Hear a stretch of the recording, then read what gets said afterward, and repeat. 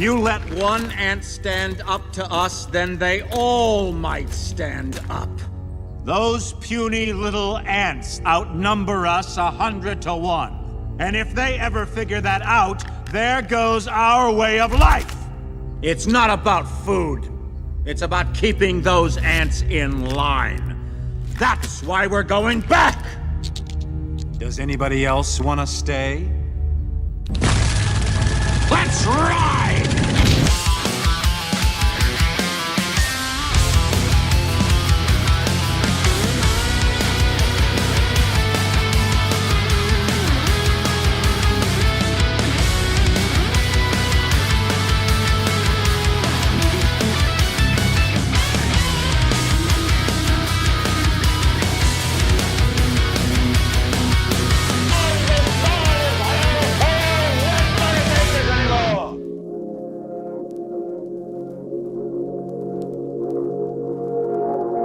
Hey, everybody. Hello. It's good to be back. It's good to see you. And I've got almost all of my voice back. You know what it is? I can go to a karaoke bar with you. We can do whatever. And you think that after all the talking I do nonstop in here, because so many nights out of the week, out of the month, out of the year, I just have myself to talk to. And of course, take calls, it's just nonstop talking. Well, when it comes to there's just different. There's a different. I don't know what it is, man. I don't know. But my throat held up. My throat held up, and everything's fine. It was such a great weekend. It really was a great weekend, and I'm going to control myself and not say too much until I get to have Jay back in the studio. I'm trying to get Jay and Matt in the studio on Thursday night. Matt was there, mingling with everybody. People were very happy to see Matt, and it was just a great time, and we'll have a lot more to say about that. Tonight we've got too much to do. There's so much going on, and I want to pull your thoughts on a few things onto the record at some point here, hopefully in the first half to right around the midway point. In the second half of the show, I'm bringing on Mike Baldwin because I have some questions to ask him based on a thread that I found on Tumblr that I thought was really interesting. And I thought that the insight of a comedian would be good on that. And then while I have Mike on, because I haven't had him on in weeks, while I have him on, we'll close out the show watching reels. And I have a whole bunch of reels I have been piling up for a proper joy scroll. Though there's no randomness. The whole point about the joy scroll is you just have to take what the algorithm gives you. Okay, and that's why sometimes we just save that for the flip side, because I just go on my Instagram, I get into the Reels section, and whatever the hell comes our way, God forbid, we're just going to take it as it comes. But this, I take submissions, stuff that Mike sends me sometimes, and some things that I watch all the way through. I said, I have to put this in, and it's a little bit of everything tonight. But up front, man, so much. And before we go anywhere, I want to thank a supporter of the Spring Fling that made such a great impact on. First of all, we even friends of ours like Dulce just sent. I have enough Dulce now for years. I'm going to be sending Dulce packets, samples into everything. All the welcome packages, if you guys become sponsors and stuff. I don't know. I don't have enough places to stick them. I'll just put it to you that way. I don't have enough places to stick them at this point. There's so much. So, you know what? Get in touch with me with the Dulce in particular. If you're somebody who wants to get away from sugar, the doctor told you it's time to get away. It's something you have to do. Let me know, and I'll just send it to you. No charge, no nothing. You want to try Dulce? Get in touch with me. It's fantastic. It's probiotic. It's prebiotic. Whatever the hell other biotics there are, it's that. But I want to thank Pluck, because this was so wonderful to have them at the right there in the Oval Room, where all of the meat and everything else that was just coming right off the grill. It was all coal fire grills and stuff like that. It was fantastic, and that is Pluck. EatPluck.com. Use promo code SUMMER, And the reason why I wanted to bring this up was everyone was using the pluck shakers on all of the beef, on all the chicken that Sal was making. I've been starting to post things on the members only section so you can see all the footage from the grill that day. But I saw some people we had the Greek olive oil there, and we had these little plastic saucers everybody can put in there. So they would fill it up a little bit with the Greek olive oil. Then they were putting pluck into the olive oil and just kind of like mixing it up. And they were using that as essentially dips for the array of homemade bread, focaccia, that my sister-in-law had put together for the event there too. It was wonderful. And thank you everybody to come out. Proper thank yous will be coming along. But seriously with this, the cookout season is just beginning. Make sure you get plucked on your spice racks, especially by the grill. Replace all the damn McCormick stuff, all the store-bought McCormick and the Lowry stuff. Get some pluck over there. Use promo code SUMMER. They'll be on with us until Independence Day weekend. And then I said, we should bring them on again around the holidays. That would be nice. So there you go. That's all I got to say on that. All right, well, where else do we have things heating up and dying down and grills and coal fire, nuclear fire? I don't know. It's Iran. I had to just check in on what's going on over here because sometime on it wasn't, maybe Saturday night or Sunday, I saw reports that Iran was just peppering Israel with missiles. Iran peppering Israel with missiles, just dropping, just carpet bombing the entire damn country. I'm thinking to myself, hey, I thought that we took out Iran's. It had no navy, has no infrastructure, has not, like, where the hell all this stuff? I thought they were essentially defeated in a couple of hours, and everything since then has just been aggressive negotiations. Like, where's all this firepower coming from? Thank God I haven't been following it because I would be pissed off and confused. Now I'm just a little confused. And it's okay. Somebody fill me in. Where did Iran? Are we funding Iran like we were funding Ukraine? You know how every 3 or 4 months Russia would completely decimate the Ukrainian army, and then we would essentially just give them a whole new army?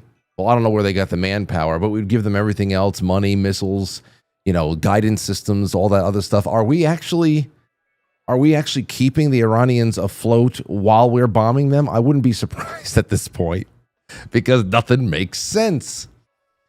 Maybe we can actually get the Promethean Action ladies on. I'm sure they can tell me what the hell is happening, and I have to go check in with them now. I'm still playing a lot of catch up from over the weekend. Today was a lot longer of a work day than I thought because I had to dig myself out of a lot of stuff in those inboxes, but it was glorious work. I really do love doing it, and I love all of you. Here's a little bit from IranInternational.com, the summary of some stuff that's been going on over the weekend. Let's see here. Trump administration received messages from the Iranians on Monday morning stating a willingness to stop shooting if Israel did the same. Axios reports citing an interview with the U.S. president. Iran's Joint Military Command said on Monday that the armed forces had halted operations against Israel, but warned that it may resume attacks if Lebanon is attacked. Because I heard that Israel was dropping bombs over there. And then Trump going on about I'm the one in charge. And apparently there's there's shouting matches going on between Trump and Benjamin Netanyahu and all that stuff. It's just like, you know what? They've been waiting to get to this orgy for decades. It's gonna be very hard to tell them to stop pumping away. They're looking for any hole in the desert to stick their dick into right now. And anyway, so it's just all flights at Iran's airports have been canceled until further notice, the Iran Airports and Air Navigation Company said on Monday. U.S. President Donald Trump urged Israel and Iran to immediately stop shooting after renewed clashes between the two countries. Iran rejected reports that it had targeted Saudi Arabia, with Foreign Ministry spokesperson Ismail Baghay saying on Monday that Tehran publicly acknowledges military operations carried out by its armed forces. And Israeli airstrikes hit a petrochemical complex in Mashhad in southwestern Iran, places I should never have to pronounce. I'm just pissed off that I have to talk about that part of the world and get dragged through the mud of pronouncing. But that's what's going on. There'll be a ceasefire for 1 hour and then unleash hell. All right, but Donald Trump, President Donald Trump, will be courtside at MSG tonight. The Knicks are on a miracle run. I don't know if anybody's ever swept through the playoffs before, at least in its current form. I don't know how basic this has been in the past. I don't really follow the NBA, but it is pretty does hit close to home when something interesting is happening on that level in New York, because let's face it, we don't have very good competitive teams anymore. But the Knicks are hosting the San Antonio Spurs in Madison Square Garden, and they are up 2-0, and they have not lost a game this entire postseason. And President Donald Trump is going to be there, probably not courtside, I'd have to imagine. But, everybody's going, well, certain people are going nuts. Don't come here. The security's going to screw everything up. You're going to jinx the team, all that bullshit. People like Hakeem Jeffries, who's like this slightly more disabled version of Barack Obama from the House. They're just throwing things in the dark. Like Donald Trump is not even a fan of the team. Anybody who knows New York and New York, like social, that whole A-list social scene over the years, knows Donald Trump is courtside for so much of that, especially during the 90s. Even I saw even Whoopi Goldberg not stand up for him, but kind of like dispel this whole nonsense about Donald Trump. He shouldn't be there. He's just mooching or whatever the fuck else. Come on. I mean, he even had that cameo in Eddie with Whoopi Goldberg, actually. Where's the Donald Trump cameo, Eddie? Let me see here. Is he in Eddie? Why is it not here? Perhaps it isn't. Anyway, I remember the scene in Eddie where they essentially just hire Whoopi Goldberg to be the head coach, and at first he's just they're going all around New York to get Ed everybody's opinions on what's going on, and he doesn't like the idea. Who's this Eddie character, Whoopi Goldberg? And then once she starts going on a winning streak and all that shit, toward the end, it goes back to all those same, very recognizable names, and Donald Trump's there. He goes, actually, it was my idea the whole time. Just typical, just playing into his, that's when we were normal. What was that, 1994, 5? I don't know what it is, 96? That's when we were normal. I think Ed Koch was in there. He said the Knicks were winning when I was mayor. Anyway, that's it. But here's what's his name? Stephen A. Smith. Take a listen to this nonsense, and you'll see what's been going on. The game starts at 8:30 tonight. Hold on. Give me a second. Turn this off. Turn that off. And listen to this. This silly little man. If it causes the New York Knicks to lose tonight, I'm blaming him. I'm blaming the President of the United States. I'm going to stay on that. And damn it, I hope the GOP lose votes because of it if we lose tonight. I'm going to be against them. All of them. I'm telling you that right now. We better not lose tonight's game. You understand what I'm saying? I've been fair-minded, down the middle, as an independent for a long time. Hell hath no fury like Stephen A. scorned if the New York Knicks lose tonight. See, now, all you people out there who like to really lean into that, that virtue signal about sports ball. This is the sports ball guy. This is a sports ball guy. Okay? I enjoy watching the Yankees play. Whatever the fuck that means. They don't do a lot of playing these days. They just do a lot of surviving and then just getting their throats slit in the division series. I enjoy watching or listening to a baseball game on a summer afternoon, summer night, hanging out with, those are just things I enjoy. It's social. It's nice. I like it. Whatever. But this is your sports ball meme, okay? So when you're virtue signaling about all that stuff, like you're better than everybody because you don't like athletics at all, this is the guy you're thinking about over here. This is ridiculous. I'm going to be in their ass like back pockets, like white on rice. I'm telling you that right now. We better not lose tonight's game. We were riding. We were flowing. And this man going to sit up there and show up to the Garden tonight. And what does that do? Seriously, what is Donald Trump sitting in Madison Square Garden do to everybody? If they're going to fall apart because the president of the United States is there? Come on. Please. And what happens if the Knicks win by 18 points tonight? Will Trump get the assist? Will he ask him to come back for the clincher for Game 4 so they can sweep the whole damn thing? Is Stephen A. Smith going to ask him to come back for the clincher if they win tonight by 18? So, I don't know. That being said, personally, I wouldn't go anywhere. Would you go to MSG if you were Donald Trump? Would you put yourself, like, obviously, he does what he wants, and he doesn't give a shit what people think, which is an endearing quality. And I think a lot of people should actually, that's great. But I'm talking about for you. You're president of the United States. You're in a position like Donald Trump. Do you go to MSG knowing that if the Knicks do trip over their dicks tonight, and their streak ends, even though they're still 2 wins away from winning it all. I don't see how they can be stopped.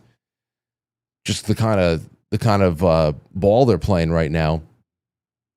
What would you do? So I don't know. Me personally, I'd probably be trying to wrap up this Iran bullshit. I wish that we were just coasting at this point. I wish we were just coasting.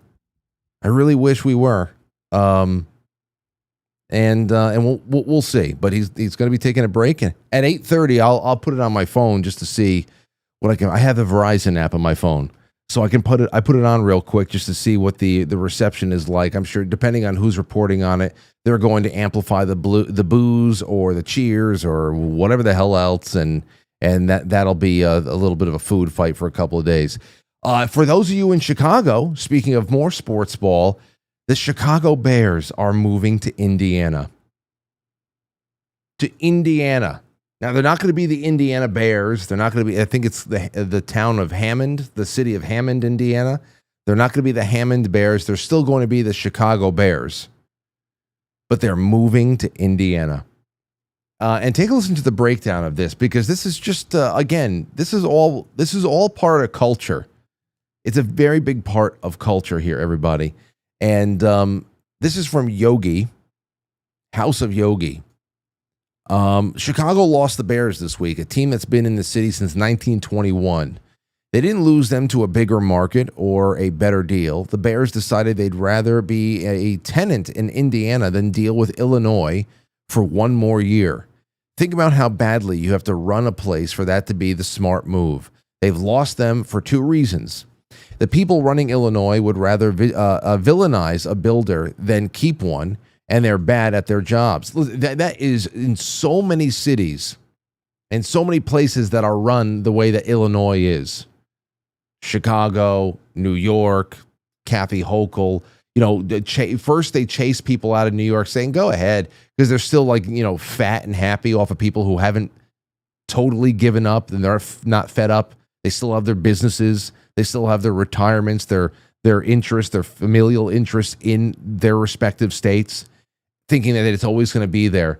And then they all leave. And then you're Illinois. You're the state that chased out the Bears.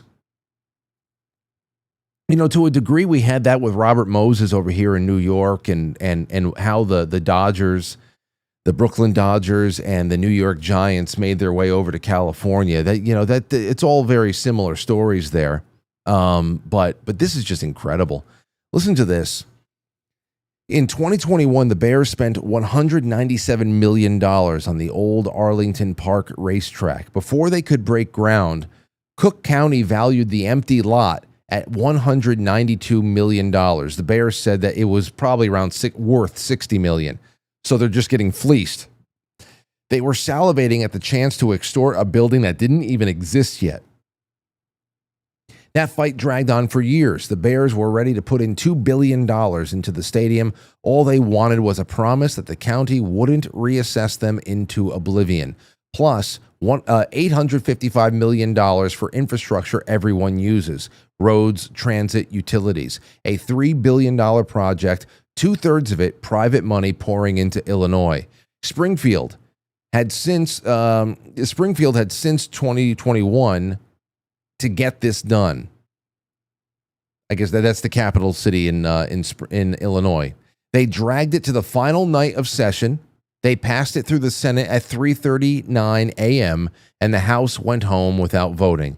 So now it's all gone. And the funniest part, this started because Cook County tried to grab the tax early. They knew a built stadium would pay $53 million a year. Now they get under $4 million on a vacant lot. No jobs, no build out, no new anything. Congrats on fighting for scraps and losing the whole prize. Governor Pritzker, they are in a, quote, $8.5 billion valued business, end quote. That doesn't need propping up. That's what he says. But be smart for a second. Almost every NFL city knows in public money for a stadium, they throw in public money for a stadium, not charity. The return is real. Tourism, hotels, restaurants, jobs, game days, property tax on huge development. The math works. Indiana did the math while Illinois sat on it for years. Indiana passed a bill in months, put up $1 billion and took the team. And the Bears took a worse deal to get there. In Illinois, they were going to own their stadium. In Indiana, they rent it from the state. A team that wanted to build its own home gave up ownership just to escape Chicago.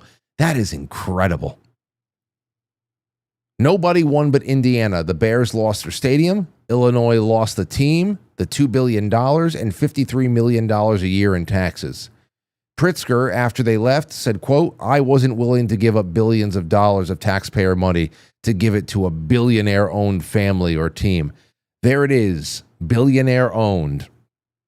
That's how Democrats talk about any business right before they run it out of town. They call them a billionaire, act like you're saving working families, take a victory lap while the tax base drives across the state line. And meanwhile, they're running the whole state into the ground, and you already know how this ends. You're living in it. Pensions are $143 billion in the hole, worst in the country and not close. You pay $6,285 a year in property tax, double the $2,969 national average. Oh, you have no clue what we're paying over here. $2,969 would be like, you have no clue what the quality of life would be over here if that's all we were paying in property tax. For a city that, and listen, I know that some of you guys pay some $700 a year or something like that. There is no state in the union that does not have property tax. There are states that have no income tax, but property tax is the most insidious. The most insidious. You know, I would rather, and I saw somebody talking about this before. I'm trying to get this person on the show. It's one thing I would like to talk about with them, but I'm totally with them on this. I think I would rather pay income tax than property tax, and that the estate tax has to go. I know all of the left wing have-nots who gave up on themselves and their ability to make something for themselves a long time ago. They love the idea of families who generationally have built up things for the next in line to be able to inherit and keep something. You know, the American dream, building something, passing it down, making life better for future generations. I know that the have-nots out there who have completely given up on themselves love the estate tax because it means people who have are taken from. Okay? It's like when they see it as like when Ebenezer Scrooge dies, then, you know, all the maids and the pallbearers show up to rob him of all of his possessions and take the curtains off of his bed and shit like that. That's what they think. They think it's like a righteous robbery. It's just sad how people are. But that's interesting. If you can get rid of the property tax and estate tax in a state, I can probably put up with the income tax there, especially if the federal income tax goes down to zero, where it should be constitutionally. Property and estate tax are just born of the devil. Born of the devil. Anyway, let's keep going. I like stuff like this. It's making me mad. The mayor calls, so there you go, the whole idea about it's a billionaire. The Pritzkers, they're transgender billionaires themselves. Pensions are for $143 billion in the hole, double the $3,000 national average for property tax for a city that is $1.15 billion in the red. The mayor calls its finances the point of no return. When you run things this badly, you sell what's left. They lease the parking meters for 75 years. Oh, remember we talked about this? They leased the parking meters for 75 years to Morgan Stanley and a sovereign wealth fund in Abu Dhabi. We talked about this on the show before. It took $1.15 billion and burned through that money in 2 years. The investors already made it back with 58 years left to collect. For the next 58 years, we just talked about that story last year in Chicago. For 58 years to come, Morgan Stanley and Abu Dhabi vested interests are going to be collecting all of the money that you put in parking meters in the city of Chicago for 3 generations more, essentially, if you're going to go the 15 to 20 years per generation calculation. Holy shit. That's incredible. That is incredible. It'll be maybe a decade or two away from the year 2100 before they're able to start putting parking meters into the budget. Dumbasses. They sold the Skyway. They sold the downtown garages. Every asset that made money gone for one check. But fixed property tax rate for a team that's been there for 106 years, well, that's propping up billionaires. Companies are leaving. Boeing is going to Virginia, Caterpillar for Texas, Citadel for Miami. In 2023 alone, Illinois lost 56,000 people and $6 billion in income to other states.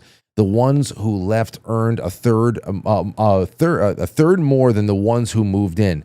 Ladies and gentlemen, listen, here I am from New York telling you, if I move in next to you in Tennessee, if my family moves in next to you in Tennessee, and you see a New York plate roll up, come on over, shake my hand, shake my ass, okay, and then my hand, and vet me. I understand. If I roll in with my Yankee hat and temporarily my New York license plate, I totally understand if you come to feel me out and feel me up and shake my ass.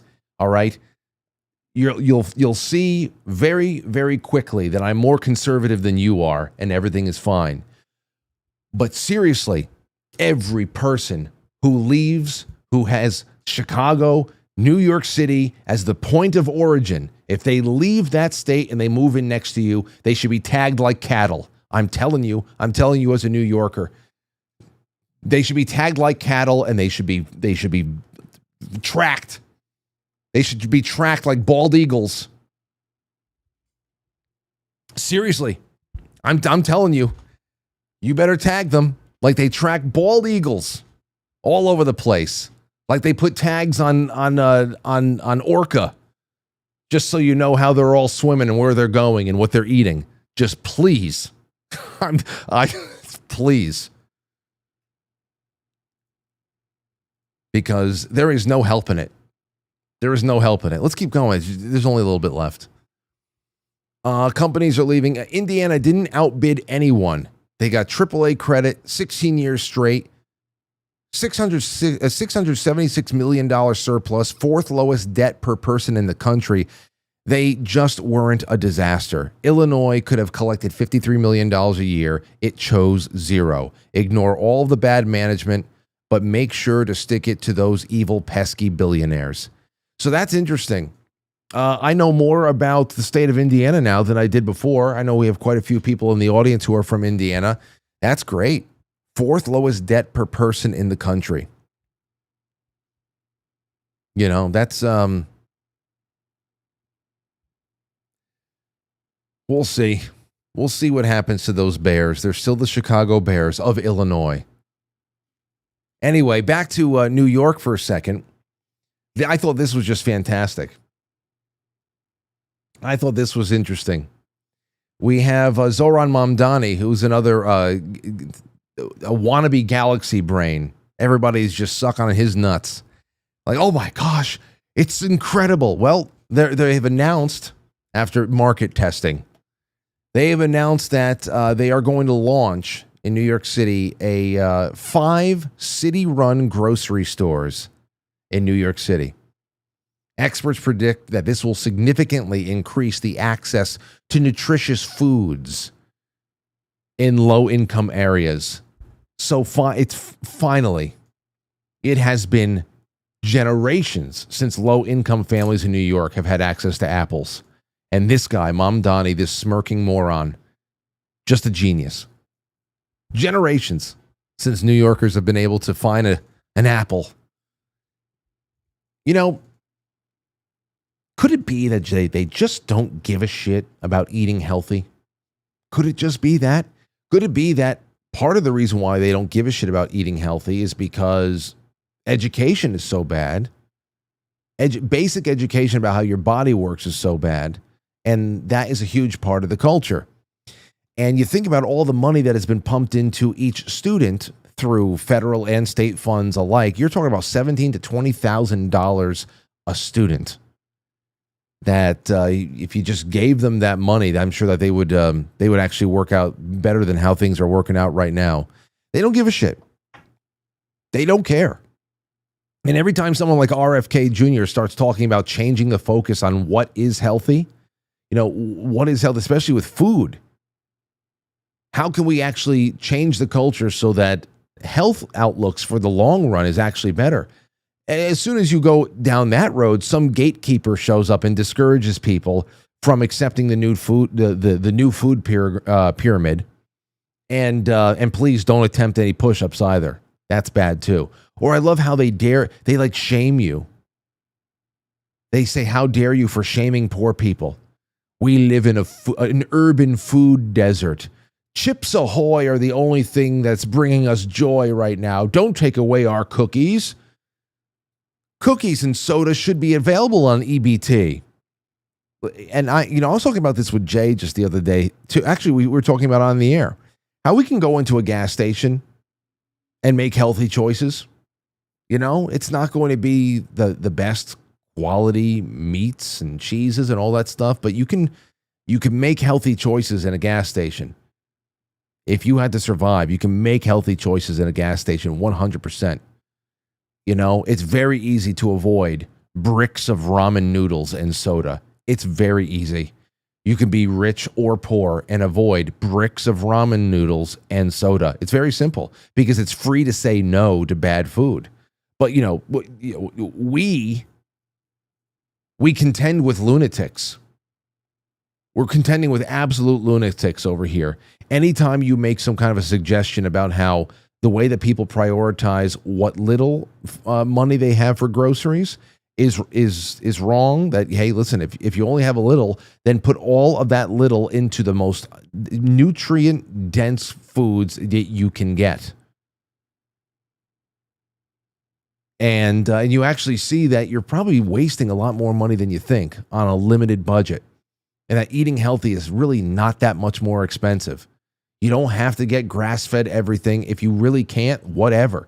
Get conventional stuff. It just work up the ladder somehow. But you contend with lunatics. You say something like that, and then you have these freaks that they come out and they start doing shots, double shots. They take out the shot glasses. They start taking double shots of canola oil on TikTok. Okay? These freaks. They start shooting corn oil on TikTok anytime that Robert Kennedy suggests that a few more hard-boiled eggs may be better for you long-term with your health prospects. Have a couple of hard-boiled eggs, and long-term, something might go better for you. Nope. They run right to TikTok and they start shooting oil. It's incredible. It is incredible. Incredible stuff. Oh, there's a lot of news over the weekend. I'm happy I missed it all. Let's see. Here we have, speaking of ramen, Nithya Ramen. The last time we talked about Nithya Ramen was on Thursday, when the primaries in states like California were going on, and we were talking about how Spencer Pratt was actually securely in second place over there behind Karen Bass, the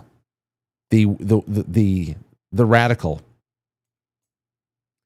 And we said, wow, this is going to make for a really, really interesting election out there.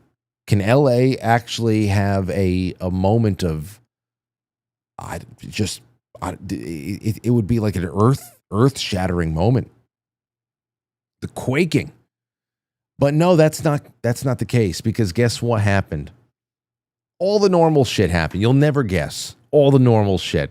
Or the things that they want you to believe. They have to. They want you to feel and believe that it is normal. And it's getting there. It's getting there. This is from the New York Post. Nithya Raman has overtaken Spencer Pratt for the first time in the race for the second place of Los Angeles mayoral contest. New results released by Los Angeles County show Raman with 196,198 votes, or 27.12%, compared with Pratt's 193,085 votes, or 26.69%. The latest tally gives Raman a 3,113 vote lead after she trailed Pratt by 7,494 votes just one day earlier. Raman picked up 19,000 votes on Sunday count, more than double Pratt's gain of 8,489. The latest batch of ballots produced 10,607 vote swings between the two candidates, erasing Pratt's advantage and moving Raman into second place. So she was crying, she was conceding, and now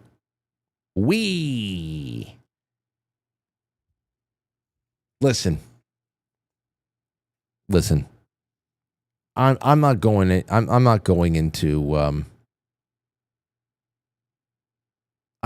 not going into any big. There are a lot of things that are being said out there right now. Like, I've seen things like, well, there was one. Somebody sent me something about a 24,000 vote batch, a ballot batch that showed up for Los Angeles, and in that 24,000 votes, not one went to Spencer Pratt, which is just impossible that not one went.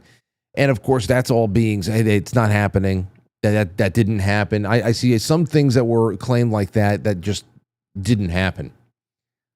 So I'm not going to get into the weeds of, all the craziest things people heard and all that other shit.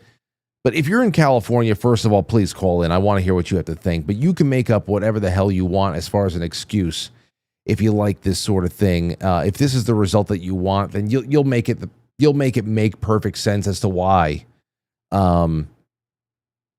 It's just totally possible to have this kind of why it's impossible to have, I should say, the full accounting of what the hell happened during an election within 24 to 36 hours. That this now new culture of dumps and dumps and dumps of ballots coming in through mail, it's just like half of the population of California works out overseas on an oil rig or something. Why are they mailing in votes? Why are people mailing in votes in California for a mayoral runoff? I don't understand you. But this is part of the grooming. This is all part of the grooming right here. Making people believe that this is how it is, how it's supposed to be, that this is how long it just takes, that this is somehow ensures fairness. This is all part of the grooming.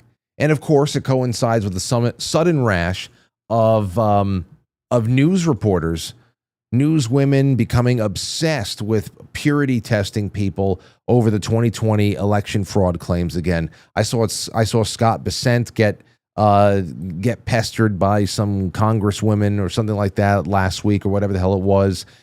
President Trump sat down with, what was this, NBC? Where is he? I think it's NBC. I don't know why he keeps doing it. But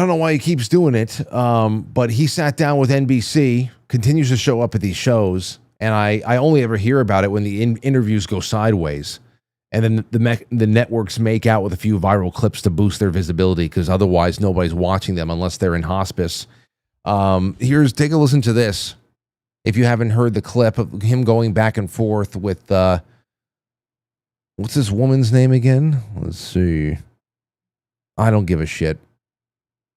Take a listen to this. Do you think it's appropriate? That's how they count the votes in Do you California. think it's appropriate that they have an election and 5 days later they're nowhere close to picking a State winner? and local officials acknowledge they are slow. They're urging. No, they're crooked. They're urging They're the crooked. votes to be counted quickly. That's how they vote They're in crooked, California. just like you're crooked. Your press is crooked, and Meet the Press is crooked. To be fair, I'm not crooked, but To be fair, I'm not crooked, so let's just get that straight. Really? let's Well, you continue. play right into their hands. and Let's continue. You're either crooked or you're stupid. You play continue. right into their hands with this crap. You know that these elections are rigged. Your network knows that they're rigged. You know that I won an election in a landslide, and I got 94% bad press. But Mr. President, you know why I you've got never that? presented Because you have no evidence. credibility. But you've never presented evidence. You never presented evidence. Never presented evidence. I can't. I hate them. I hate them so much. Again. I hate them. Yes, I know, Anakin. They are a loathsome bunch. Loathsome. Loathsome. In 2016, here's the crazy thing. You want to talk about 2016, 2020, 2024. You know, the only consistent theme there was that Trump continued to gain millions. First of all, I wish that this is all he was doing right now. I wish he was just massacring the press and going after people who have been rigging elections, and also people who, you know, are trying to kill people. Like, I want to know where the assassination, like, what's going on with Butler, all that stuff. I mean, you would not be able to rip that bone from me. This is what I would love to see a little bit more. That and getting rid of the income tax, putting people in jail. I would love all that shit. But anyway, the only thing you saw consistently from 2016, 2020, 2024 is Trump continues to add millions of votes, capturing new demographics, just collecting people like Pogs, like Pokemon cards, just collecting people along the way because things are just getting so insane that everybody crossing party lines would just like to see a little bit of economic relief, and they'd like to see crazy people taken down a peg. Okay? Taken down a peg or having a peg put in. And here's the other thing. When you see that going on, the Democrat candidates from 2016 to 2020, 2024, a funny thing happens in 2020, the year where all this nonsense where, hey, check back in a few weeks and we'll see where we're at with the elections. When that became normal, in 2020, it does an incredible thing where there's a wild inflation of votes and then a wild deflation of votes. That was all made possible because of new voting practices. And then, of course, went away in 2024 when there was a lot more polling station security and eyes on the whole damn thing. I mean, that was just incredible. I always remember they tried to get people to believe that 81.3 million votes, that Joe Biden got that. That Joe Biden got that. And Donald Trump still added 12 million votes to his total from the year before. And then he just got 81. It just makes you think that, okay, so it wasn't actually Obama that won that election in 2008. It was his picking Joe Biden. Joe Biden was the rocket fuel. People really wanted Biden, 81.3 million. Then it all goes away. See, when liberals get cornered, they do one of a few things. The first thing they might do is get violent and try to kill you. Or they obfuscate and they shift to a competing narrative that they can control. And in this case, that's why the revival of insisting on just badgering people about 2020 has come back. They just insist on badgering people about 2020, that the election was a sham. Just purity testing Trump and his colleagues over 2020 has become popular again out of nowhere. So I mean, like the idea, and that's the thing that's funny. She goes, but with no evidence, Mr. President. No, but wait, I have to hold you to account. I'm a great newswoman. Like the idea is really shocking to her and all of her media friends, whose entire reason for existing was to deny any form of legitimacy to Trump's presidency. That was and is their entire reason for existing since 2016. Whatever the hell their act was prior to that was one thing.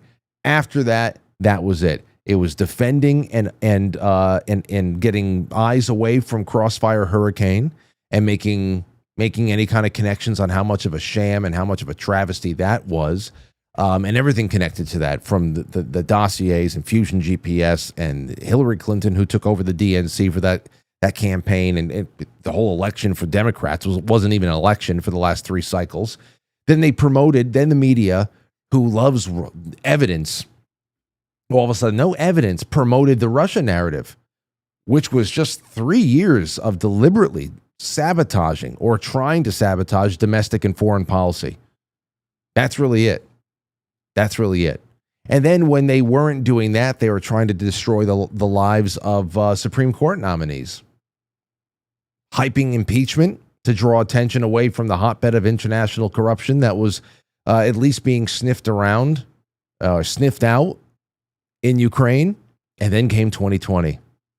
And that's when they were just sitting there running the body count meters on TV nonstop, assuring people that voting through a Sears catalog was going to be totally legit and secure, the best thing that we can do given the circumstances. We don't want anybody catching a sniffle. We better vote. Yeah, just tear a ballot out from the back of the penny saver. That's right. Mail it in. That's just it. And remember, part of that whole year, 2020, was people like this woman. I seriously don't even know her name. Maybe it's in the comments somewhere. And people like Stacey Abrams, Hillary Clinton, part of what they were doing on the ground in 2020 was assuring people that we were a privileged nation for every year leading up to 2020, whenever we had an election. We were a privileged nation and we have to stop being so privileged as to expect to have election results in one evening. They were saying that around mid-year. I remember it was hot out. It was hot out around that time. So it's only been 6 years since weeks-long voting ballot dumps and all that other stuff. The delays have been a thing. If you allow them to tell the story, then they'll have you misremembering your entire life. If you allow them to tell the story. And that's just what's going on over here. And golly, do I hate them. It was rigged. Let's keep talking about, I want to talk about Todd You Blanche. have more evidence. There's more evidence than ever presented. Let's talk Your about... elections You in went this to country, court. we're like a third world country. But, sir- Your elections are crooked, and you're crooked, and Meet the Press is crooked, Mr. and so President- is ABC, and CBS, and CNN. But, Mr. President- You're one-sided crooked networks. All right, let's call it quits, because I've had enough. Thank you, darling. Have a good Mr. time. President, let's please, I traveled all the way to Wisconsin. I've sat in the rain with you. I know. On my dime, Mr. President. I sat in the traveled all rain the with way you to for an hour, Wisconsin. on and off in the rain, and I've given you enough time. You ought to straighten out your press, because you know what? Mr. A President- country can never be great. I can't. Whatever. That bitch from ABC knows exactly what the hell. That's just trash. For the same reason that they never looked into the millions that disappeared in 2024. That's it. Not a peep about this, other than a smattering of vague accusations about Elon Musk stealing all the votes or something like that. Because, of course, their theories never require evidence. Never. Their theories never require evidence. It's just the way it is. So that's why 2020 is being brought up again right now, while California is doing what it did, while it shakes and rattles and rolls out there. Just flood the zone and dangle those bassinet toys. All right, it's 7:47. Now I have another thing for you, and then we're going to get to your calls. So I hope that you open up your flip phones and give me a buzz in just a moment. We've got Stephen Spielberg.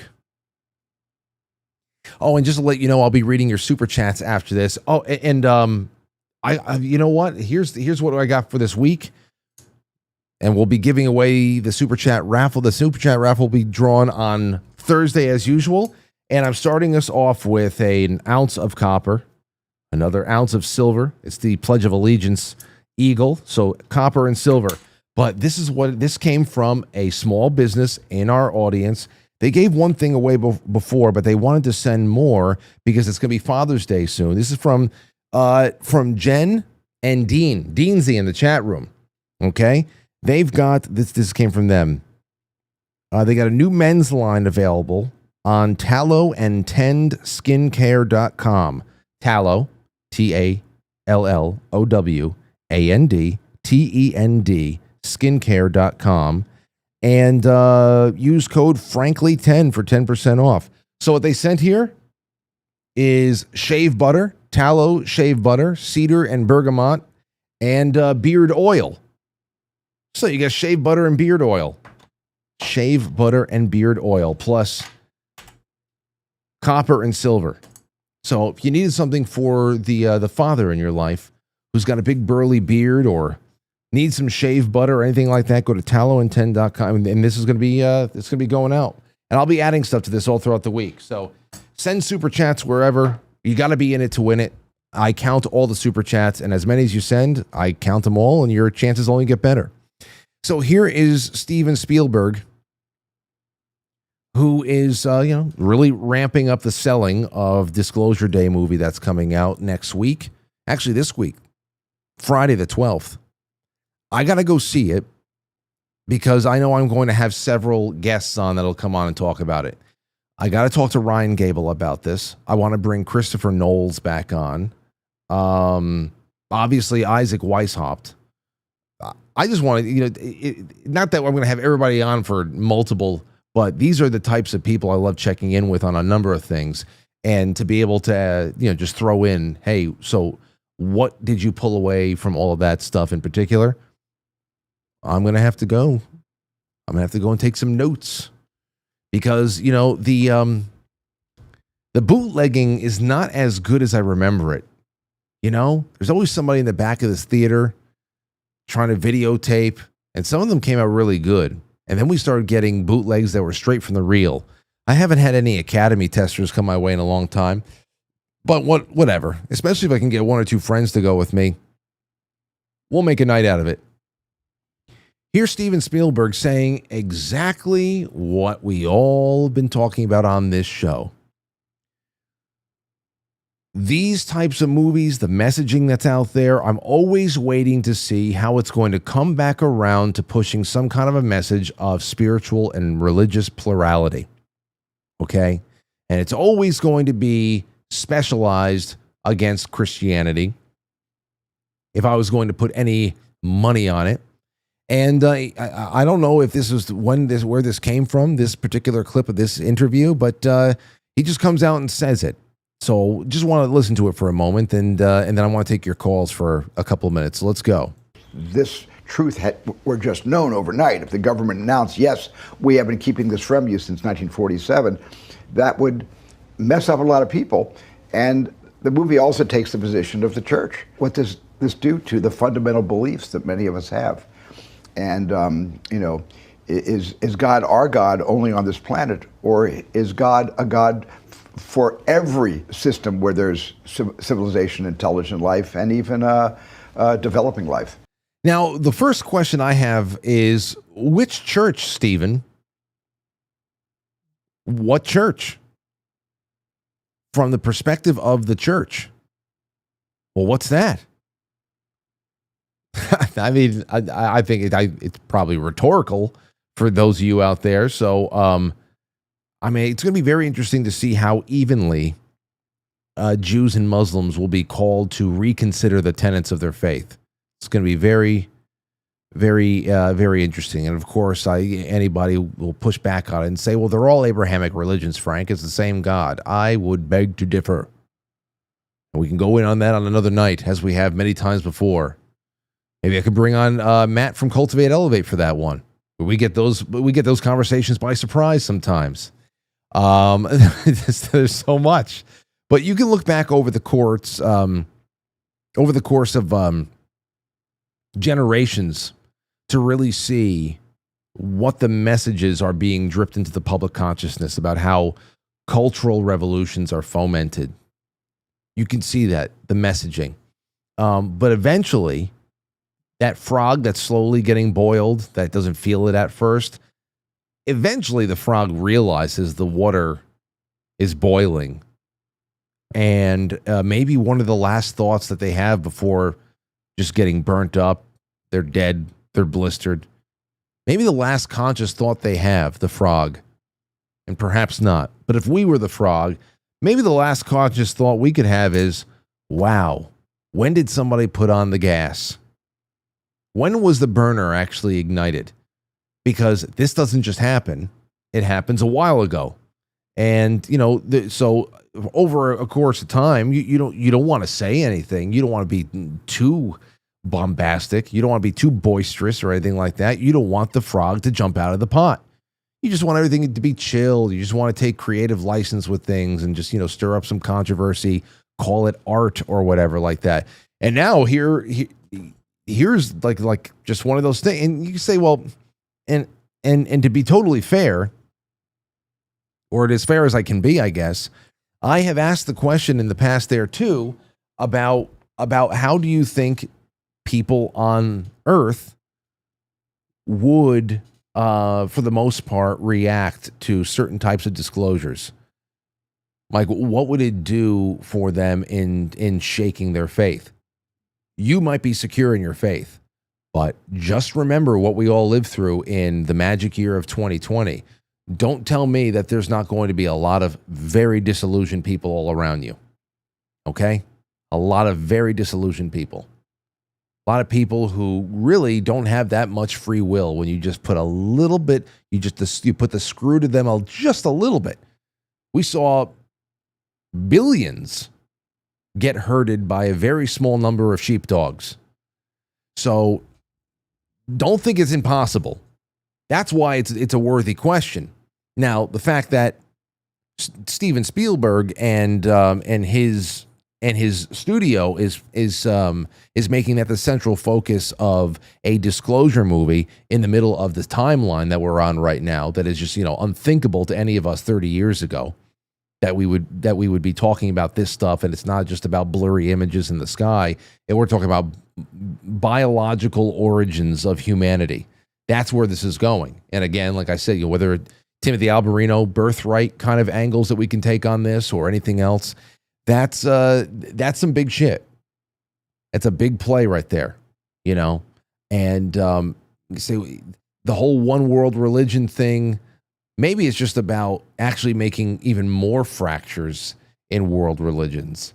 Because again, the whole consolidation, I understand consolidating economies and dissolving of national sovereignty and holding sway geopolitically in that way. It's a lot easier to consolidate that than to consolidate faith. I think it's a lot easier to shatter faith and to fracture it.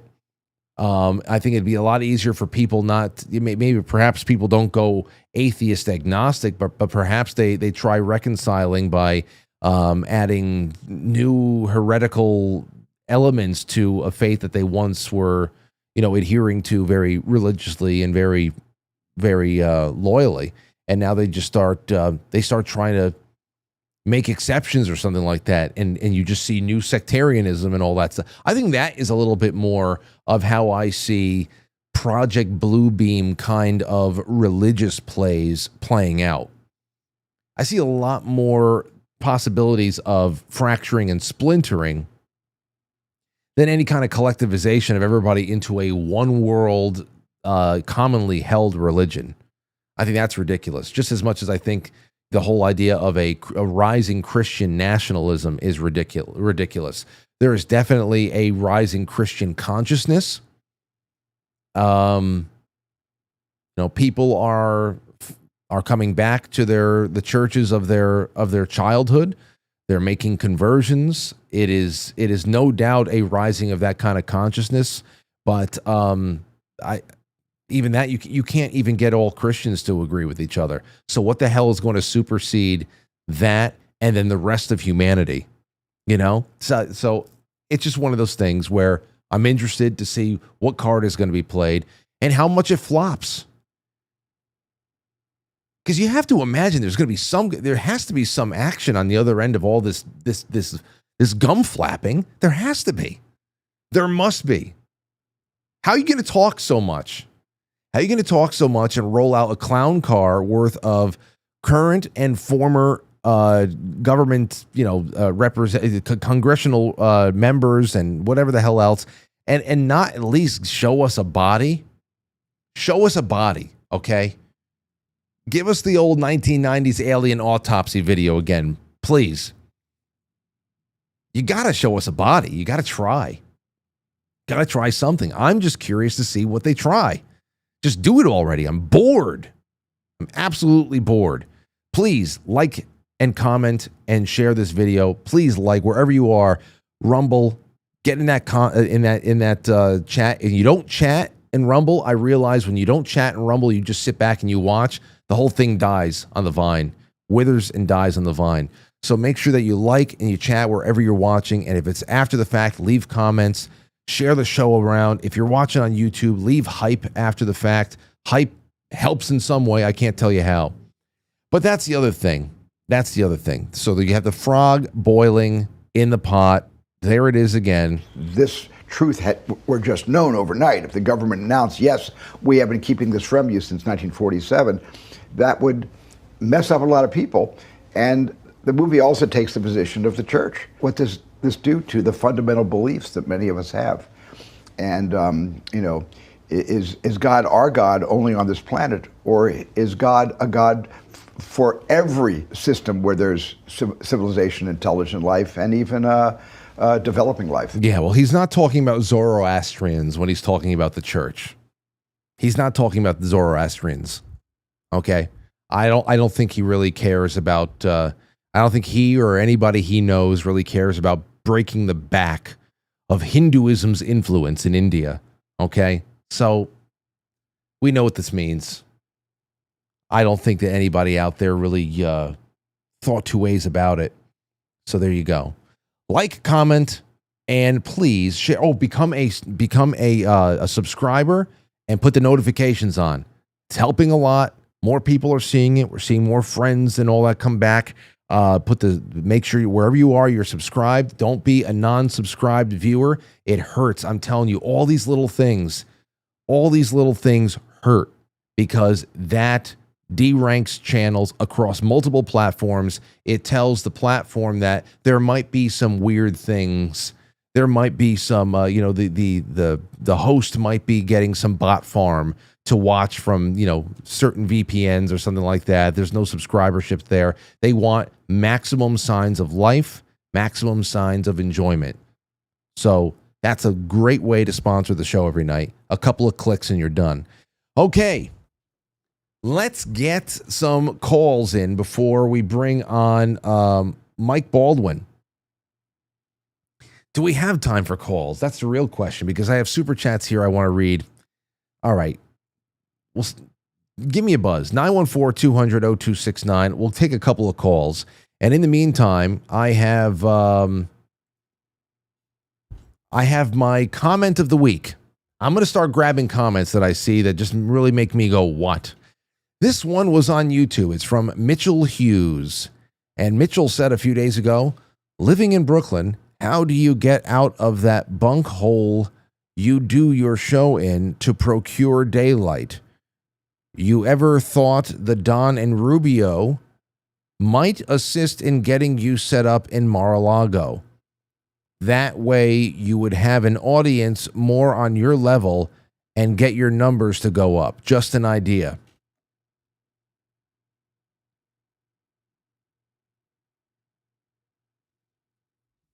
So that's the comment of the day. I'm going to go into.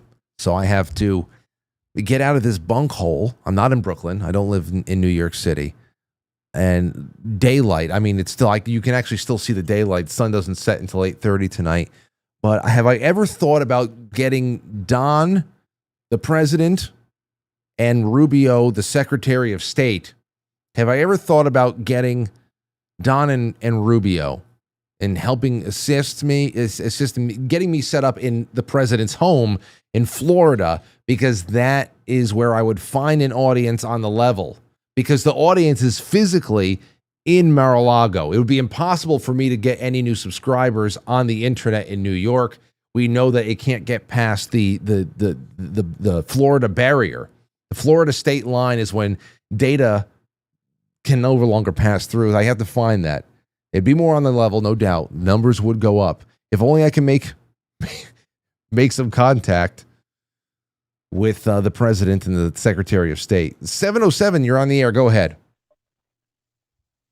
Hey, Frank, how are you? This is Matt in California. Welcome, Matt. Good to hear from you. Thank you, my friend. I just wanted to share with you, without going down too many rabbit holes, life here in California. Okay. As somebody who is on your side of the fence, conservative, like the bulk of the state is, it's the big cities. It's LA, San Diego, Frisco, and Sacramento. And for the past 80 years, my friend, 4 families have basically run the state. The Newsoms, Pelosi's, Gettys, and the Browns. Okay? So no matter what the bleep happens, it always seems to work out in their favor, brother. It always does. And people out here are just, you've got Silicon Valley, or Silicon Valley, actually, just south of me. I'm a little north of San Francisco. And if you think about it, that's where the bulk of most of our information comes from, right? At least those of us that choose the non-MSM route. And to see how that shit is just propagated, and even when people make sensible comments on some of these, channels I watch or whatever, you'll see just this infestation of hive mind mentality out here, where it doesn't matter how ridiculous it sounds, you have to follow that party line. Mm-hmm. It's not everybody, but man, like in San Francisco and LA and whatnot, it's not surprising that, I hate to say it, it's not surprising to see what happened with Spencer. They always seem to find a way just at that last point to squeak something out. And the fact that it takes, it's 5-6 days now and they don't have the results 100%. Yeah. That's bananas, bro. It's bananas.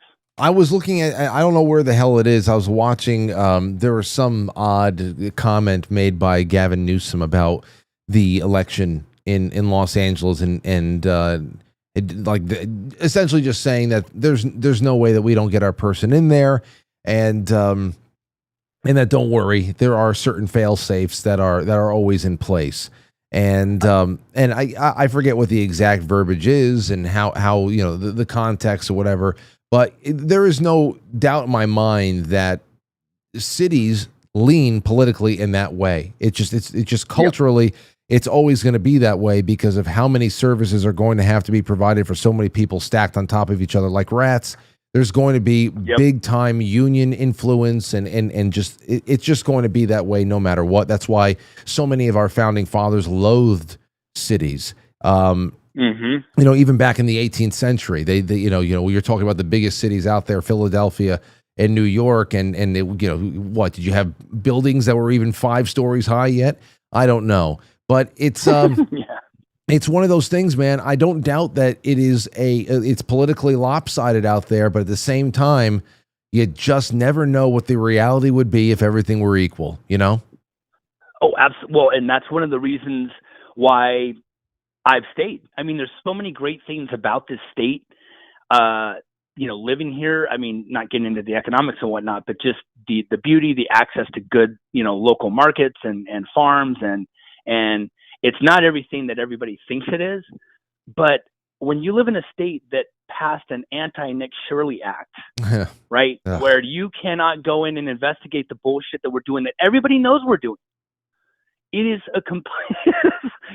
Hey, thank you, my friend, for giving me the platform to talk about this, because I only talk to people who live here, and that conversation just gets muted like 2 or 3 sentences in. You can't even go there. I get you. Well, as long as the lines are open, I love when people like you call in, and I want to lean more into open lines. That's the whole essence of having a talk show here. If I don't have anybody to bounce off of, what the hell's the point? So thank you for showing up tonight, sir. Absolutely, Frank. Keep up the good work. All right, brother. All right, take care. Let's take another one. 702, you're on the air. Go ahead. Hey. Hello. Oh man, just a second. Oh man, it's weird watching the TV and you're talking to somebody else at the same time. I know. Anyway. So who's this? This is Leo A. I want to go by Leo A. Okay, Leo. So what's on your? Are you in California as well? No, I'm in Wisconsin, Madison, Wisconsin. Okay, go ahead, Leo. It's good to hear from you. Anyway, all this election stuff and everything, and I thought about running for governor myself here. Out of all the weird things been going through my head lately. And I thought, what if I go as a write-in candidate? I don't, I have no, affiliation with anybody, not part of either party. I just say, hey, every ballot comes with a part where you can just write in your name. And I say, hey, just write in Leo A.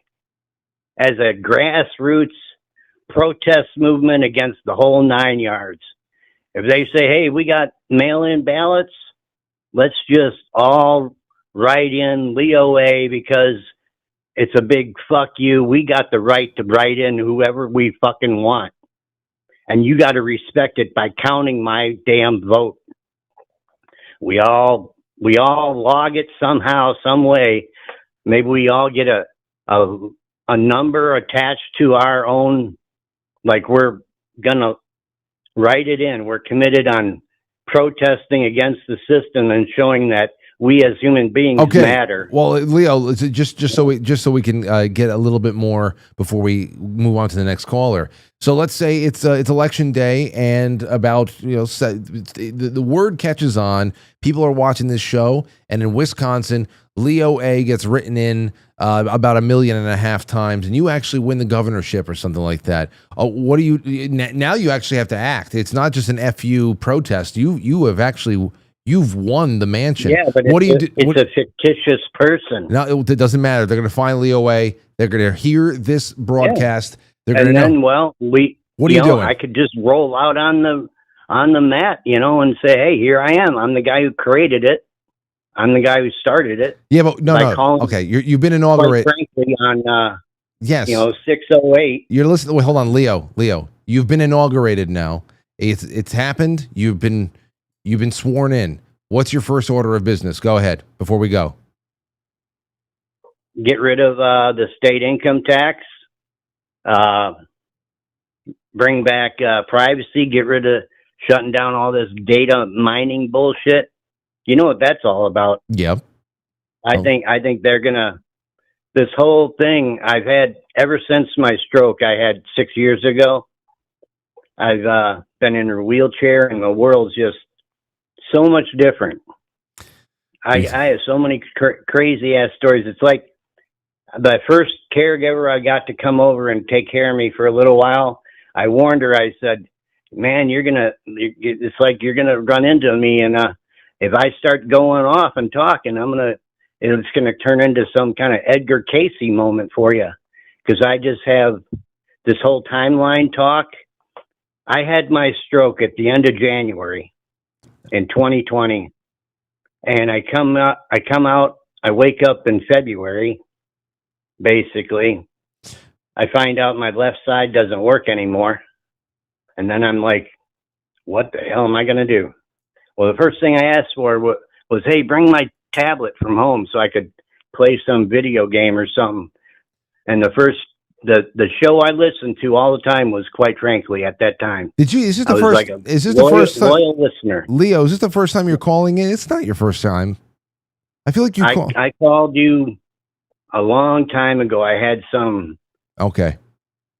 I had a feeling that I had to tell you about my prediction about an election.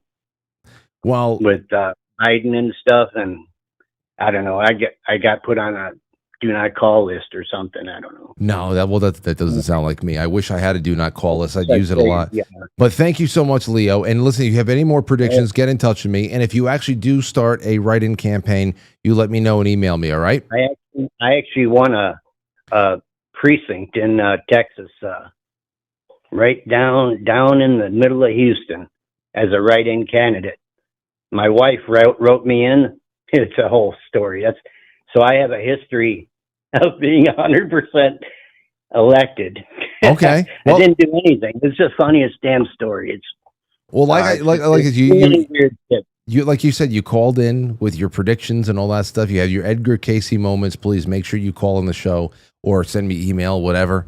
I love predictions, and we'll see. We'll see who wins in Wisconsin. We'll know if he actually followed through soon. Okay, all right. Let's see. I've got to get myself ready for a call with our good friend Mike Baldwin. And I have a couple of things here. Before he comes on, let me just... The hell's that? Oh, damn ring. Not a possum. It's too early for a possum to be walking through the backyard. I thought I muted that. Hey, let me just let you guys know that 9 a.m. tomorrow morning is when my little sale that I have on patreon.com, quite frankly, is going to be ending. I might do something around Independence Day. I'm thinking about something special there too, because I really would just love to get Patreon seems to be changing big time. It does. If you're already a sponsor, please, it doesn't matter where you are. But I've expanded slots on Patreon for special tiers like pen pals, postcards, monthly Polaroid clubs, all that stuff. And until 9 a.m. on Tuesday, it's 55% off their first month. So even if you just get in on a follow back club, which is I follow you back on Twitter and all that stuff, that's $5 a month. It's $2.25 for your first month. And then for $5 measly a month, you are punching your ticket to every film club watch party we have, the book clubs, the Sunday streams, and all these incredible new discounts. And there's so much you get first dibs on. And everyone gets a welcome envelope. Doesn't matter where you come in. Lauren and I always send you something home, stickers, handwritten note, samples of Keto Brainz, and now the bone broth. And if you pledge $10 or more a month, then you get a 20th anniversary t-shirt as well. So patreon.com, that is until 9 a.m. tomorrow, Tuesday. That's when 55% off goes away.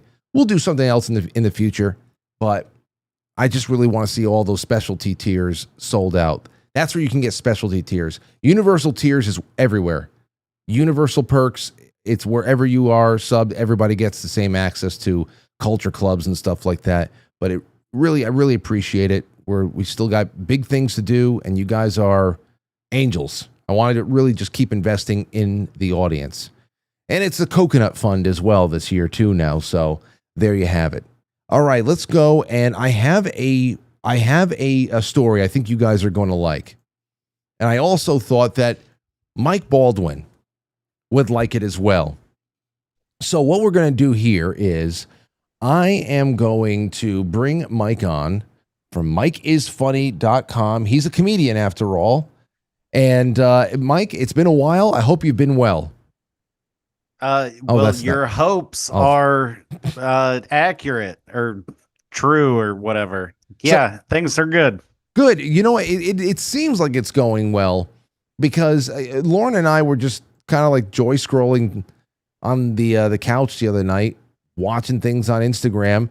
You popped up a few times, and it's just always good to see you putting out stuff and seeing where you've been gigging, and it's great. It's great. And I'll tell you one other thing.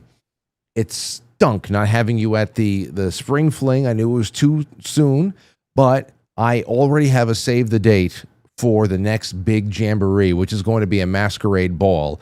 It's going to be at the mansion that we were just at. I already got the date for the third week of October, 2027. We're going to have a lot of, I'm hoping we can have 3 big events in 2027. Mine would be in October. I want to get Anthony to really get something together that's going to be more on the music concert side of things. And then Jay I really hope that he does his health retreats again. But you have until October 2027. Better start walking from now, my friend. You got to be here. Okay, I will. Okay. I'll put it on the big board. Good, because the fun has only begun. I was just thinking, I've got a calendar, a dry erase calendar that shows the whole year, and I was like, I should get a year ahead also. I should like be optimistic because I see all these other comics that post like their tour dates and stuff, and they're booked like the rest of the year. And I'm like, I got a gig in September that I'm looking forward to. And you should look forward to it. I am. And I'm happy to say that my bills are paid. I still want to do a bankruptcy episode one day, but we don't have time tonight. You let me know because I'd love to talk about bankruptcy. Maybe you've got a listener that's a bankruptcy expert or a bankruptcy lawyer or something. Maybe I'm on the other end. I'm a bankruptcy experiencer. I'm sure we have those in the audience as well. I would imagine so, yeah. But yeah, sorry that I couldn't make it to the thing. I thought about you. I saw Molly Arty and her husband, whose name escapes me at the moment. Chuck. But yes, I saw both of them at a show, and we talked about the fling thing, and I don't think they went either because that's what I was like. I can't go, and they were like, we can't either. It doesn't matter. Don't worry. We had such a good time, and it worked out perfectly for the size that we knew it was going to be this time of year with the 2.5 months we had to plan it. But we had so many great people that showed up. And we were also able to test out this mansion that we were at, which is just going to be so easy to decorate in late October. And we'll still be grilling it. It's going to be great. We'll talk all about it. We have over a year after all, but save the date. Okay. Here's what I got for you tonight. And here's what for everybody at home too. I want you to think about this stuff. Now we have a thread that I found on Tumblr. Yes, I'm still on Tumblr. It said, did you ever think about how unified humanity is by everyday experiences? Like Tudor peasants had hangnails. Nobles in the Qing dynasty all had favorite foods. Workers in the 1700s liked seeing flowers growing in pavement cracks. A cook in medieval Iran teared up cutting onions. If onions were in Iran at that time, I don't know if that's true. Who knows? But you get what they're saying? A mom in the year 1300 told her son not to get grass stains on his clothes. Some girl in the past loved staying up late to see the sunrise. Someone else added on to that, said, though there are scriptures all over the world, painstakingly crafted hundreds. The hell is this? Painstakingly crafted hundreds of years ago with the paw prints and spelling mistakes. So paw prints of just cats walking on things that you wanted to write. Spelling mistakes or drawings, covering up mistakes. A bunch of teenage girls 2,000 years ago gathered to walk around their hometown, getting fast food and whatever fast food it was back then, I don't know. But I have to imagine somebody made the food fast, right? Have you ever thought about that? Fast food 2,000 years ago? What do you think was that? Like a honey cake or what?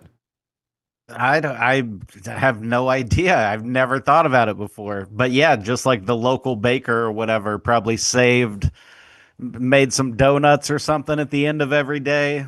I don't know. That is the cat paw thing is what keeps sticking in my head. Just the idea of a guy like with one of those pens that's a feather that you got to dip in ink, and he's got a candle there, and he's copying some important manuscript, and his fucking cat jumps up on the table and knocks the ink over and steps in the ink and then walks across his paper. And then he just keeps going. He's like, dude, I've done too much of this. No way am I starting over again. And then that just becomes thousands of years ago before you know it. It really, and there's more over here. A mother ran a fine comb through her child's hair and told the child to stop squirming sometime in the 1000s. There are right after the first millennium, there are covered up sewing mistakes in couture dresses from the 1800s. Some poor Roman burnt their food so well past recognition that they just buried the entire pot. There are broken dishes hidden in gardens of people no one even remembers anymore. Someone else said, children 11,000 years ago enjoyed jumping around in puddles made from footprints of a giant sloth. Children loved muddy puddles so long ago, there were still megafauna alive. Some people might contest that, who knows. Here's the last big section of this thread that I thought was interesting. There's a record of an emperor of Japan in the 9th century talking about his cat, how pretty it is, and how it stalks birds and curls up in a circle and meows mournfully for company, and is how it escapes its collar. All completely normal, ordinary cat things. And then it ends with him saying, quote, "It is superior to all other cats," end quote. I'm delighted to be united across 1,200 years with this fellow cat owner with exactly the same feelings about his cat that I have about mine. So I'm listening to this and I'm saying, I want to talk to someone who makes observations, and then, of course, the audience as well. I want to see what the chat rooms put out there. So some triumphant things, some things that people enjoy, some things that would be considered everyday annoyances that transcend time and space, that are just inherently human. Any things that come to mind? You're already talking about, the cat spilling the ink, but what do you think about that? Well, just the idea of liking other people or not liking other people, like that's been around as long as humans have, of just like that girl's cute over there. And then you see a larger guy walk up and she walks away with him. And you're just like, yeah, that fucking guy. Like that feeling of like, I'm a loser. Like that guy gets the chicks, or being the guy that's like, I get the chicks and that guy's a loser. Like all of that shit, even before language, I think. I was thinking about that the other day because like we communicated with each other. I was reading about what is it called? Body language, I guess, but they called it something else. It was a new term that they invented. But just the idea of with your eyes, or like the way that you're standing, or the things that you do with your hands when you talk, like that can tell a person a ton of things about you before you actually say anything. And I don't know, like that, because that's the fact, that it existed before language did, of like a guy timidly walking up, or a guy walking up like, what? Like, you want to fight, dude? Dude, I was thinking, I'm even thinking about smaller things like, when sometimes when you're talking and all of a sudden there's a perfect stream of saliva that squirts out underneath your tongue. Yes. You ever have that happen? Oh, dude, I see it in the spotlight while I'm on stage. Yeah, but almost like a fountain stream. Like it's only ever happened to me by accident. I have friends who could, drink a little water. Are you talking about gleeking? There you go. Is that we called it gleeking? I can't do it, but yeah, I had friends that could, and they would fucking like reptiles spit at you. Yeah. From under the tongue. Some people can control it. Other people, it hasn't happened to me in so many years. But I remember when it happened years ago. Every once in a while, I go, "What the hell is that?" And people have gleeked all over the world, through all ages, in good times and in bad. They have gleeked in the dark, by candlelight, something like so. In China, in ancient Russia, Japan, and Europe. So it's things like that I think about there too. People throw those. Some guy like failed a job interview because he accidentally gleeked the guy in the face, and the guy was like, "We'll write you."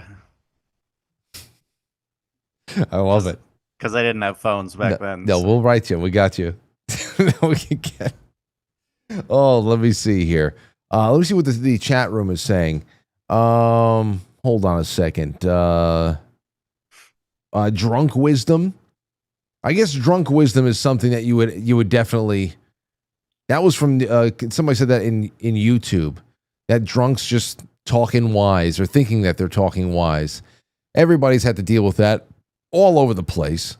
Well, there's been good drinkers and bad drinkers all throughout history. There's been the wise old, like sage old man who can drink and depart wisdom, and then there's the guy that just stumbles around and starts fights with people, and everybody knows to avoid that guy. All throughout history. All throughout. What about Pompeii?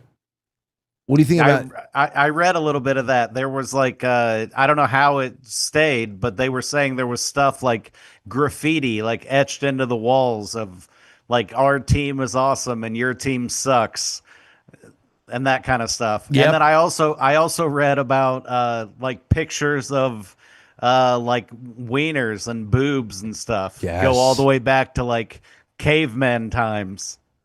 I always said at the pharmacy I worked at during high school and most of college that if the basement storage area had all these, these wooden shelves and stuff, that's where we kept all of our overstock stuff, like, the paper towels and, Dove soap and whatever. So when we were, facing and stocking, we can go down there and bring things up and just get product onto the shelves.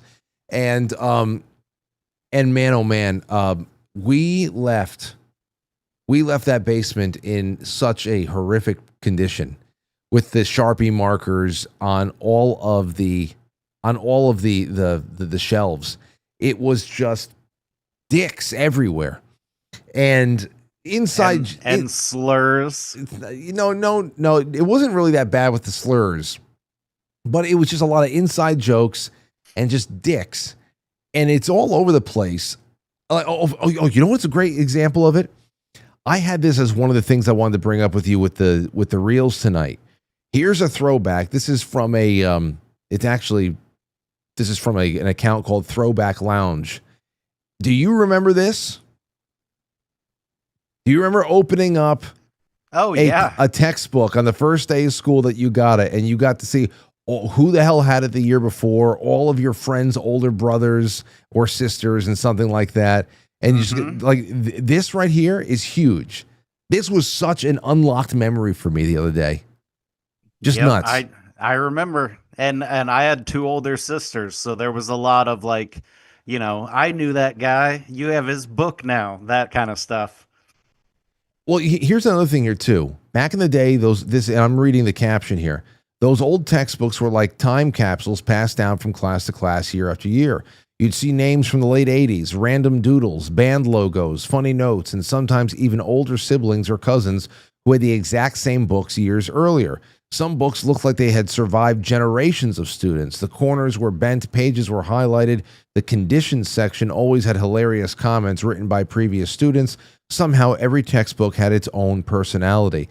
Yet that definitely changed after a while. I don't know how it is in grammar school or middle school, anywhere at this point, Mike, because so much is digitized. I have to imagine that there's plenty that people are just doing through computers or tablets or whatever.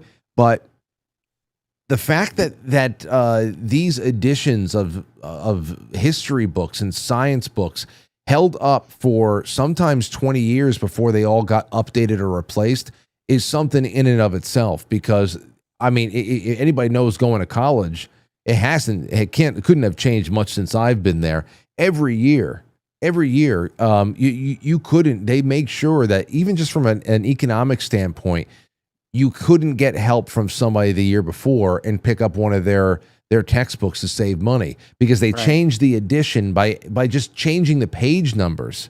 They like screw with you. They don't even add any new information usually. They just change the page numbers so you can't reference the same shit until you get the next book. But I have to imagine there's been a lot of historical revisionism too since we were in school.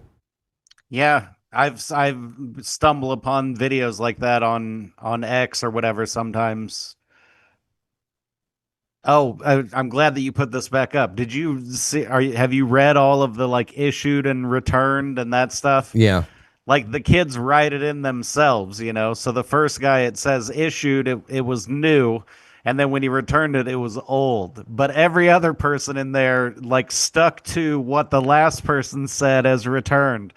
So the second guy, he's like, when I got it, it was old. And when I returned it, it was stupid. I don't know. And stupid to dumb to fun.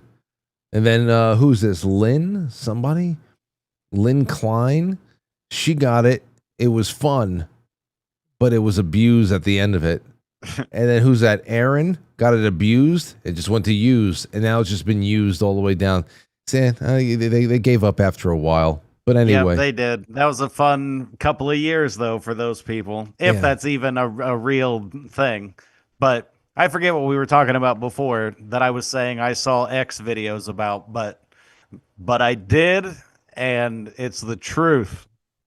I just one final thought on that thread I had about things that are old that were new. Like in the thumbnail tonight, I took a couple of very well-known Victorian age, funny faces that people made when they sat down to take pictures. Those are and you have to have a little bit of you have to commit to those funny faces because the film was such a long exposure that you have to hold it for a while. If you move from the seat too quickly, it's as if you just disappeared. You don't even show up on the thing, which is part of the reason why a lot of city, like aerial city shots from the late 19th century, early 20th century, it could seem like these gigantic metropolises, at least for that time, have nobody in the streets. It's just because there was plenty of people milling around. It's just that with the kind of film that they were taking a picture of, nobody that was moving. Every once in a while, you see somebody that might have been like a vendor or something like that, selling roasted nuts or something. Interesting. Yeah, but I've heard that. Sorry, go ahead. No. That's why, like, pictures of your great grandma and grandpa, like they're both just, serious face, because nobody wants to smile for an hour and a half. Yeah. No, they don't.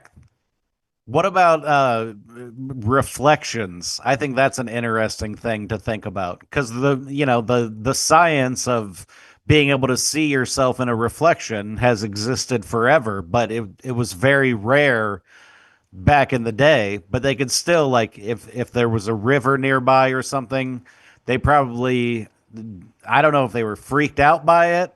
I just think that's interesting that, like, I forget what the date is, but whenever mirrors were invented, before that, like, people just didn't know what they looked like.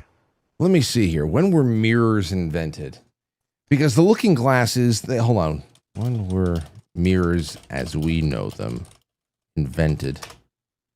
Yeah, they'll probably say that they were stared at like bronze or tin or something and sort of had a reflection. Okay, so just from a basic Google search, it says the modern mirror as we know it today. This is from Linea Unica. A highly reflective, distortion-free sheet of glass backed with a thin layer of metal was invented in 1835 by the German chemist Justus von Liebig. Liebig developed He's a fucking narcissist. He's He's like, I've got to develop a way to look at myself. Developed a chemical silvering process that applied a thin layer of metallic silver directly onto clear glass. This milestone paved the way for the affordable, mass-produced mirrors we use daily. However, the concept of mirror evolved over thousands of years before reaching this point. Ancient origins. Obsidian mirrors. There was obsidian mirrors in 6000 BC. Earliest manufacturer, they made from polished volcanic glass. Then there's metal mirrors from 4000 to 2000 BC. Mesopotamia and Egypt, they used it out of polished copper and bronze. And then I guess the evolution of glass brings us to the Roman Empire, 1st century. Experimenting with crude glass mirrors backing blown glass sheets metal with lead or gold. Venetian monopoly. The French breakthrough in the 17th century. The French eventually smuggled out the Venetian secret. Oh, wait, hold on, wait. We have to go back to the Venetian monopoly then. 13th century to 16th century, artisans of the island of Murano in Venice mastered a technique using a toxic tin mercury amalgam behind crystal clear glass. These gorgeous Venetian mirrors became ultra-luxury status symbols across European courts because the methods or highly classified secrets. Venice maintained a strict monopoly on production for centuries until the French eventually smuggled it out of Venice in the 17th century. And they developed a plate glass casting technique. This allowed them to produce massive panes of glass, culminating in the construction of the famous a hall of mirrors at Versailles. in 1682. So the French are fucking thieves Yep. and cowards. That's interesting. Thieves and cowards. How dare they take that from the Venetians? But how dare the Venetians, like, that's like the recipe for Coke or something like that, you know? They're like, don't tell anybody. Nobody else knows how to make this. So we'll be rich forever. And they did it for 3 centuries or something. Can you imagine that we still didn't have widely available mirrors because the Venetians refused to this day, and they actually were able to keep it locked up to this day? Yeah, like that's what's fun to think about, though, is just the idea of something so basic, you know? It's like an island being the only place that you could get a hammer in, you know, the year 10,000 BC, where it's like, dude, you can just make a hammer yourself. Like, it's really easy. And they're like, no, the only place you can get them is, all right, whatever. The only place you can get them is Venice, or it's one of I don't know, Albania or something. But anyway, going back to the original thing, I think the what's interesting there, and it's worth reflecting. All of you guys and gals at home, you can reflecting. Exactly. See, I didn't even pick it up. You did. For all of you guys and gals at home, you can talk amongst yourselves about this stuff here too.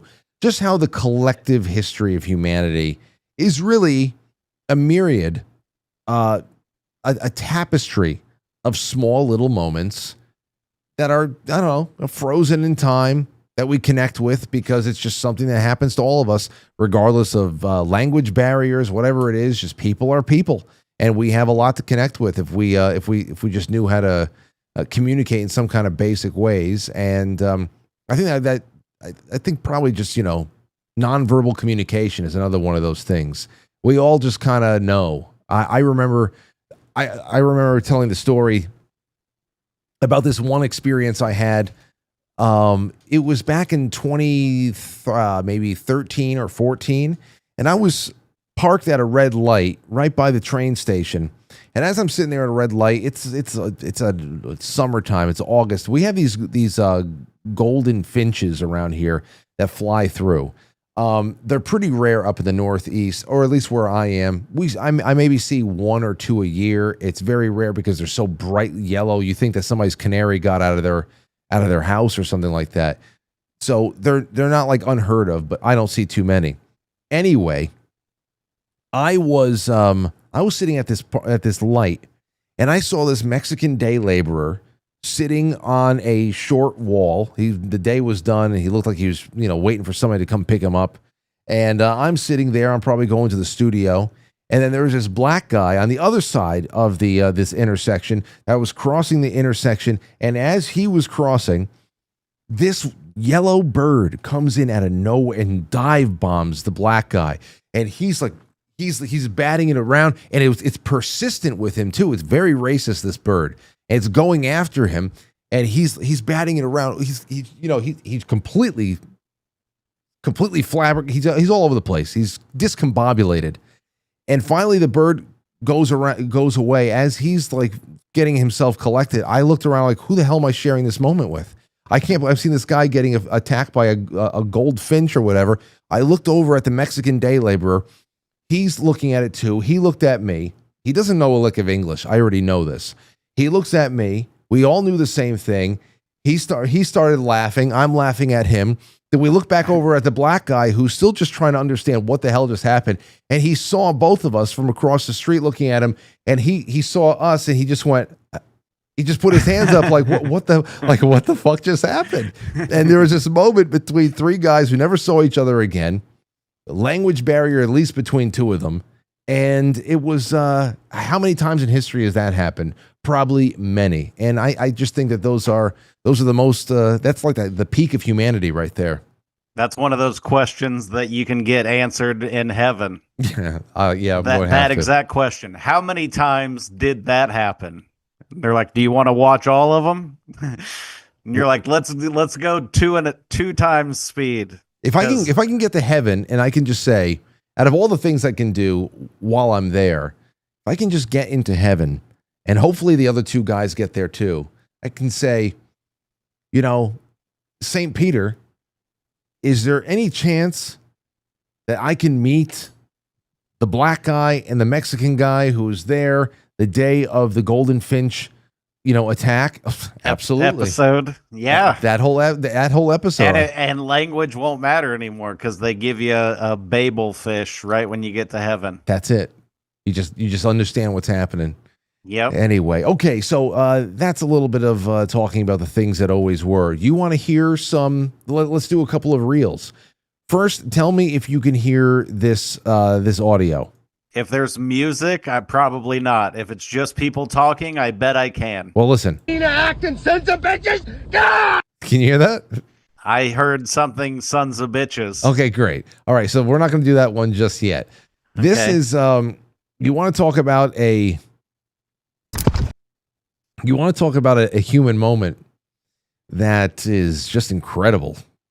A beautiful day in the park. This guy is doing plyometric exercises, and I guess he tears his Achilles tendon, which I'm not laughing at that.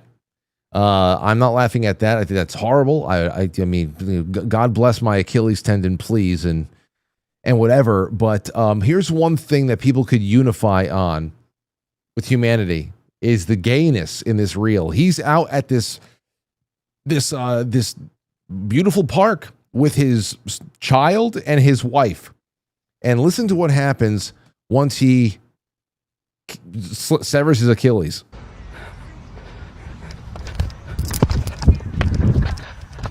Babe, my Achilles tendon, something popped.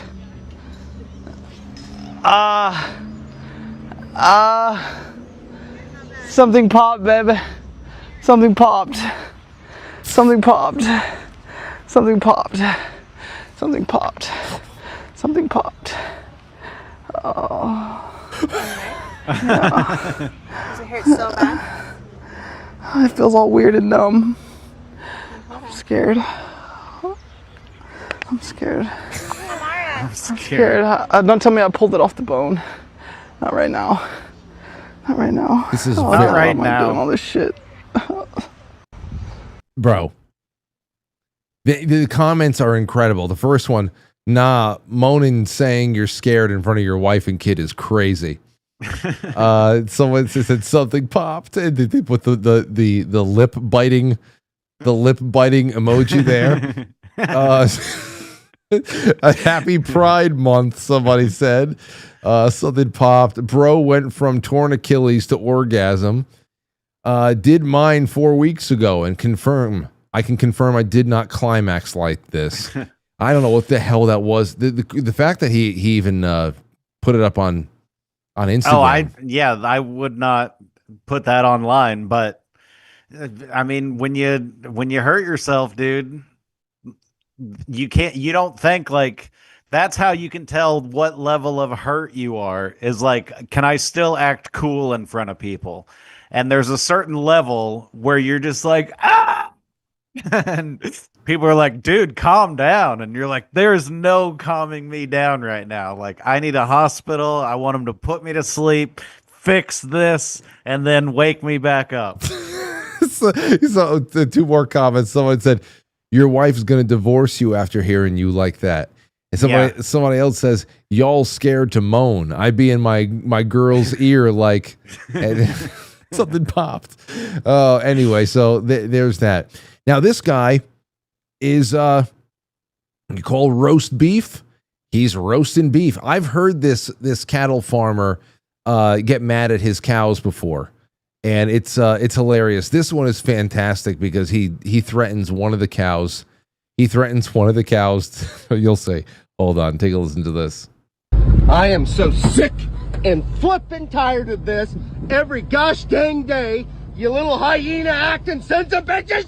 God! Stand in front of my goddamn feed truck like you want ran fucking over. What are you looking at, you red butthole? Maybe if you guys would take care of your motherfucking kids, I wouldn't have to. Bunch of disobedient buttheads. You know what? I'm just gonna start running over your kids. I'm just gonna start running your kids over, and then you're gonna blame me when you should have been fucking watching them, Regina. I am at my wit's end. 83, you look stoned. You been on the peace pipe again? I bet so. We're gonna test your urine before we give you another welfare check, honey. And you, I'm gonna send you to Israel. And you're all right. You're a good mother. But fuck you. I love what he said. He was going to send the red one to Israel to be The part red of heifer. to be part of the sacrifice. Okay, so that's nice. This one speaks to me. This one speaks to me. I don't know how everybody feels about the fishnets that all of your halos, your clementines, your oranges come in. But this grandpa has no chill. Here you go. Ripping the fishnets off of my slutty little oranges.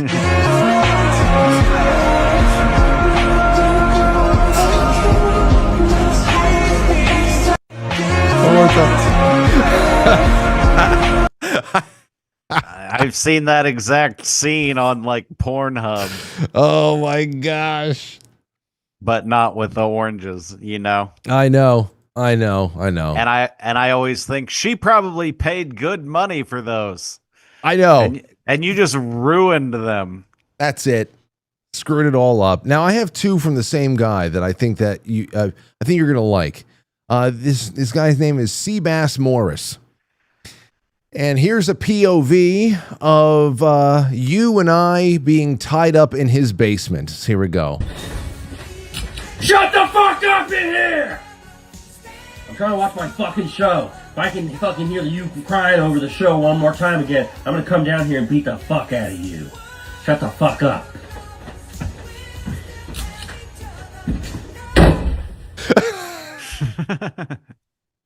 I said I'm going to save this for whenever Mike comes on next. It's equally entertaining and like frightening. Disturbing. You know? Disturbing. Yes. Yeah. That's a good word for it. Well, here's another one for him. He is, I guess he's a knight. He's challenging you. But he said, what spell would you cast if you were a wizard and saw me running at you? Take a look at how he was taken down in this instance. Where you die. You shouldn't have come here. What the hell? Oh, I feel terrible. Did you say AIDS? Ow. Ow. Ow, you bitch. Ah. Ah. I have like no energy right now. Ah. I'm gonna go home and lay down. Fucking bitch. This is where you die. He just gets tired. He wants to go. He wants to go home and lay down. He feels terrible. He like puts his sword away, and the guy lets him walk away. He's like, "All right, I'm done. I changed my mind. I feel terrible right now." Oh my gosh, that's all just the well. Hey, you know what? I guess if you have the power and you can save yourself from a sticky situation, then whatever. That's fast AIDS. Yeah, no, it really did. It settled in pretty quick. Here's one last one for you. Here are 4 people have been, I see a lot of these videos that went around a year or so ago. People were demonstrating the best ways to present ID to an officer when, I've seen this, I think. I've seen a lot of these. Now we're starting to get 4 proper ways to greet the president. So here are 4 ways to greet the president, and of course, results may vary. So just be advised. Mr. President, how you doing? Mr. President, how you doing, man? Mr. President, how you doing, man? Mr. President! Where is he? He's not here. Why? What do you mean, why?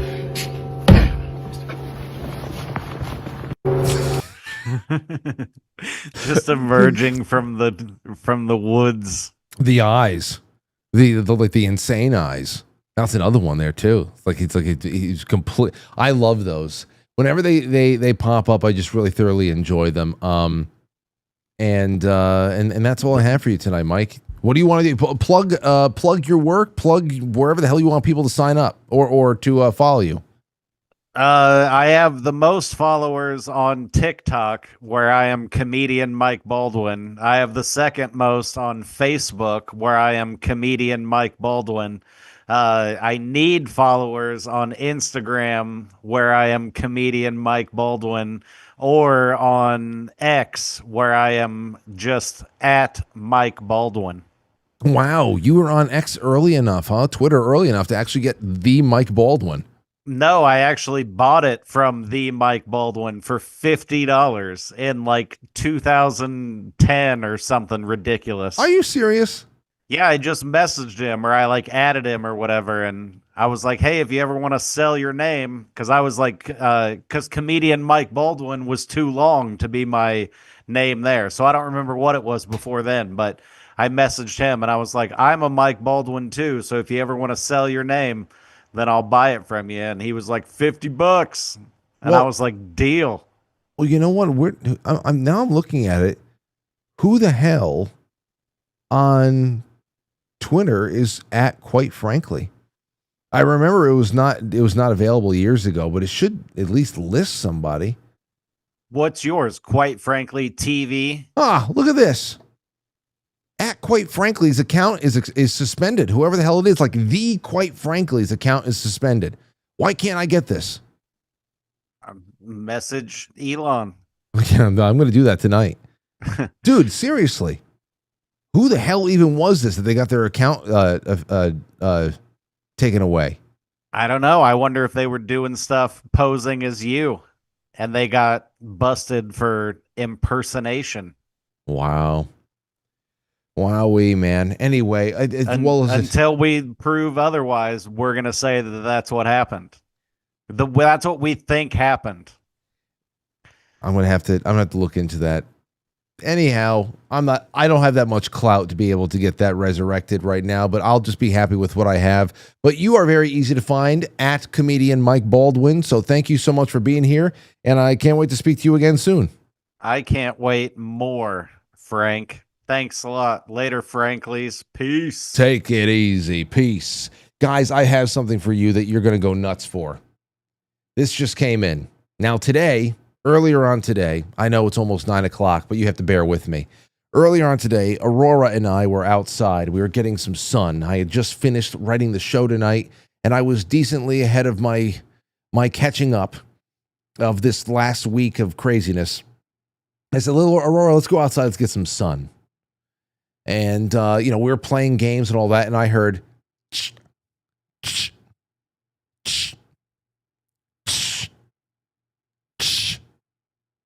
what the fuck is that? What is that? Well, I didn't say that in front of Aurora. That was my internal language. I said, "Aurora, you hear that?" She goes, "What?" I said, listen.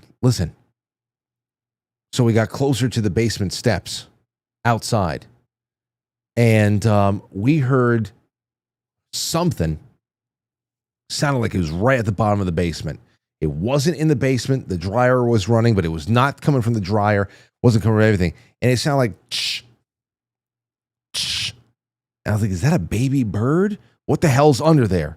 So we're taking we spent like an hour and a half just peeking down there, trying to see what the hell's going on. I'm not very brave when it comes to a wild animal is going to pop up out of nowhere. All right? Not very brave when it comes to that. That's Uncle Matt's domain. So anyway, we were making plans and trying to see what's going on there. We had, the lights, and we're just trying to find out what's going on. I leave. I come here. I told Matt, I said, "Hey, man, whenever you get off from work, if you can stop by the house, here's what's going on." I sent him a video of what was going on. So I just had, maybe you can actually hear it. Hold on a second. Maybe you can hear this. Listen to this.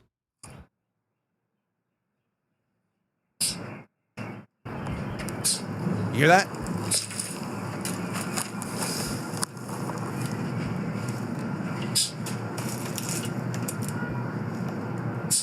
Hear that?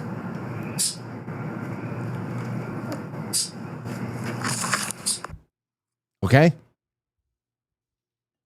That was Exhibit A. So Matt said, yeah, I'll check it out. I'll check it out. Actually, Matt just texted me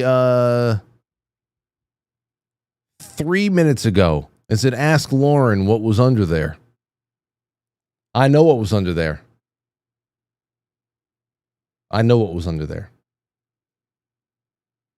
I know what was under there. Good. Nobody sent me any pictures. There's a baby possum down there. A baby. I knew it. Something in my gut told me. You know why? Because at 3 o'clock in the morning, someone is walking through the backyard. I'm like, what? I'm ready to go grab the shotgun. You know, grab the phone just to check this. And I'm like, well, it's not a person.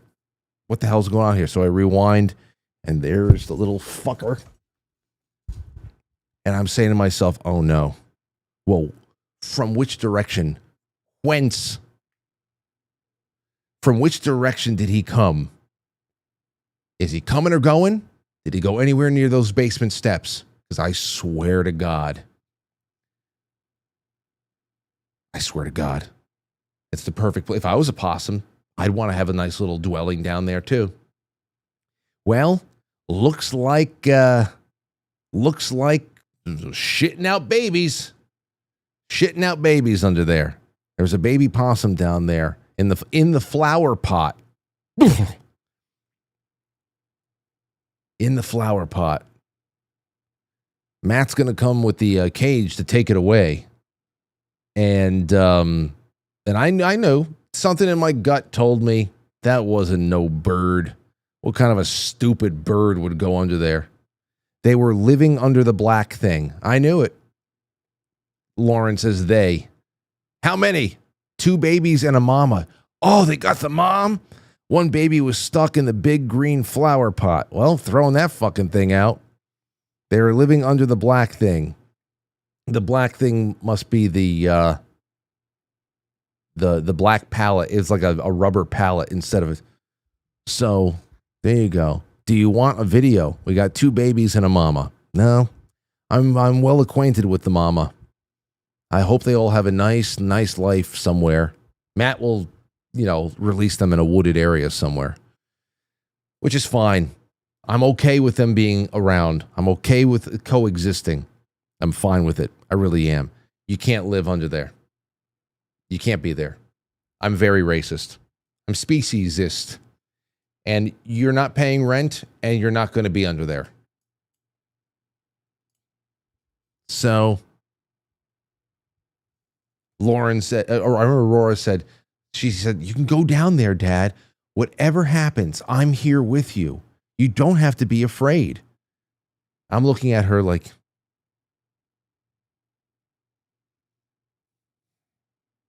I know, honey. I know. And it's good that you're here, and I'm having a fun time with you.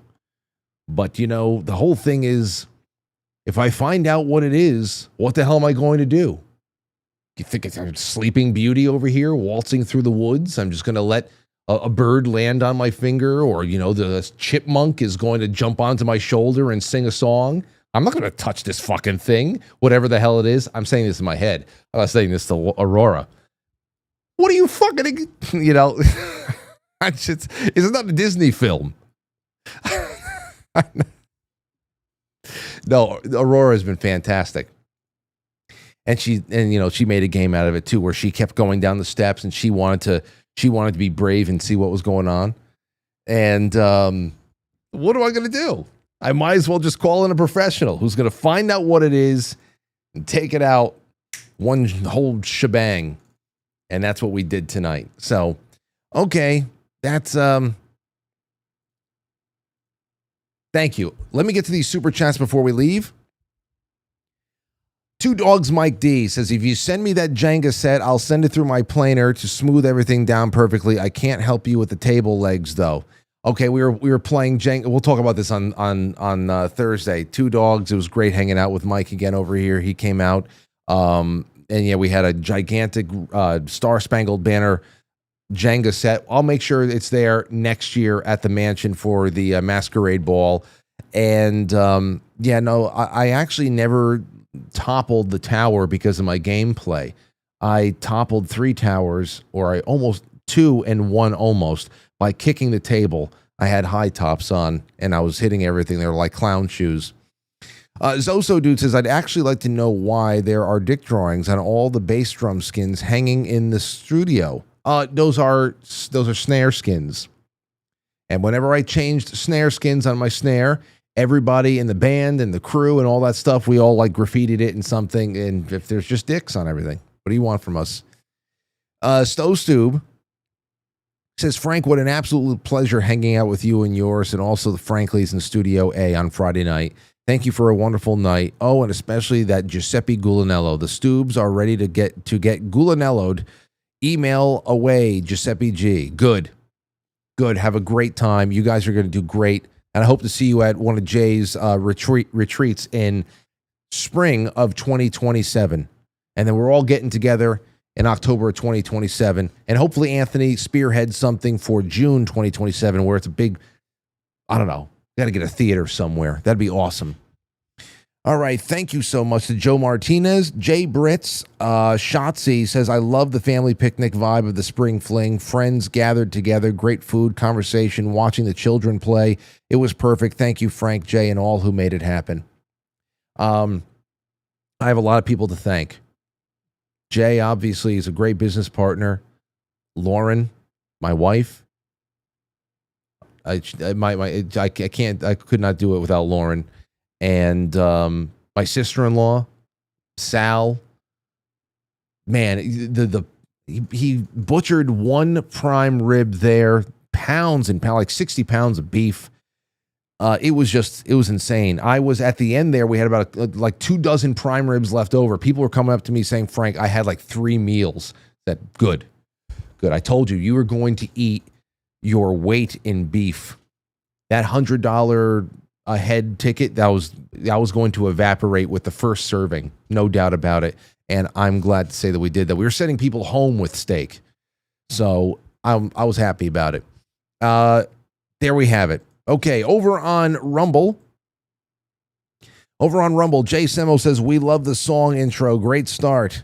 Grandma Grateful says, Heidi ho, my peeps. Heidi ho. Awaken Boomer, Grady says, Frank, and all the Spring Fling was great. So what's the loot this week? That sounds so greedy. Well, I said we got silver, copper, shave butter, and beard oil from a Frankly who started a small business out where they live. Dean Zion Pilled and elsewhere. Dean Hodgman calls in, and his wife Jen, and they have this is their website is tallow-and-tend-skincare.com. Frankly 10 is 10% off. So hopefully somebody gets this. So they win this, they give it to somebody in their life for Father's Day. And in the meantime, go out and get it if you like. And this works out great for everybody. The audience gets prizes for the raffle. You know, we have some fun with the super chats. A small business from somebody out there gets a little bit of very affordable, plugs on an international show, And how affordable is it? They sent me over some body butter or some beard butter, shave butter, and beard oil. That's it. All right, let's see. Who else do we have? Real quick before we go. Kiss Chaos says, hi, Frank from San Francisco. Election stuff is nonsense here. I hope it will always, it will open eyes, but San Francisco has become a Democratic stronghold.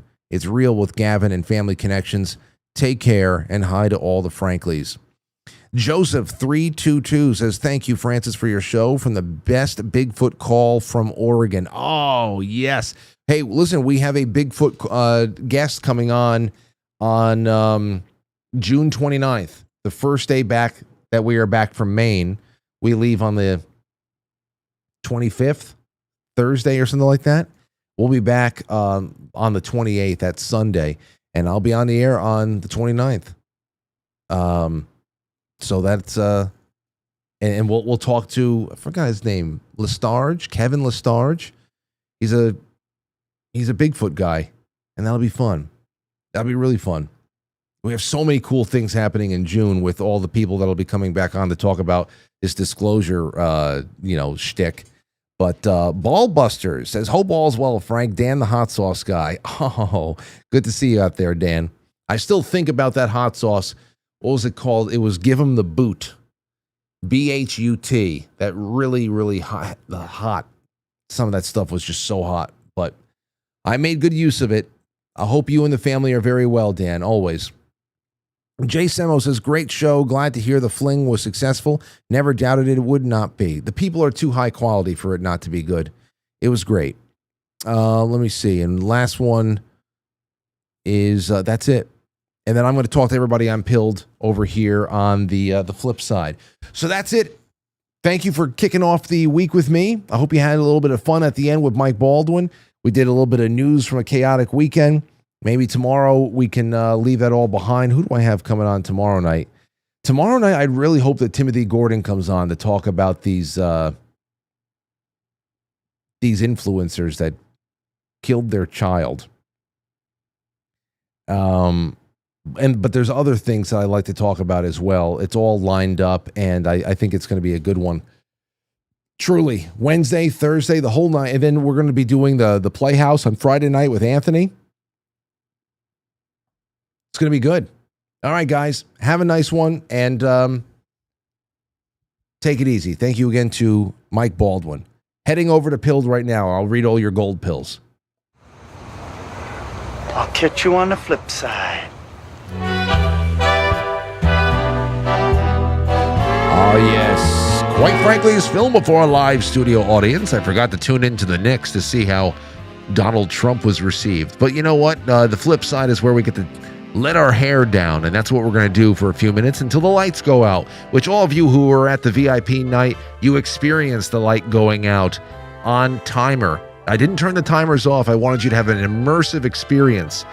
So, yeah, go into the chat room. Find the link. If you can't find the link, go to quitefrankly.tv and press play. We'll see you there.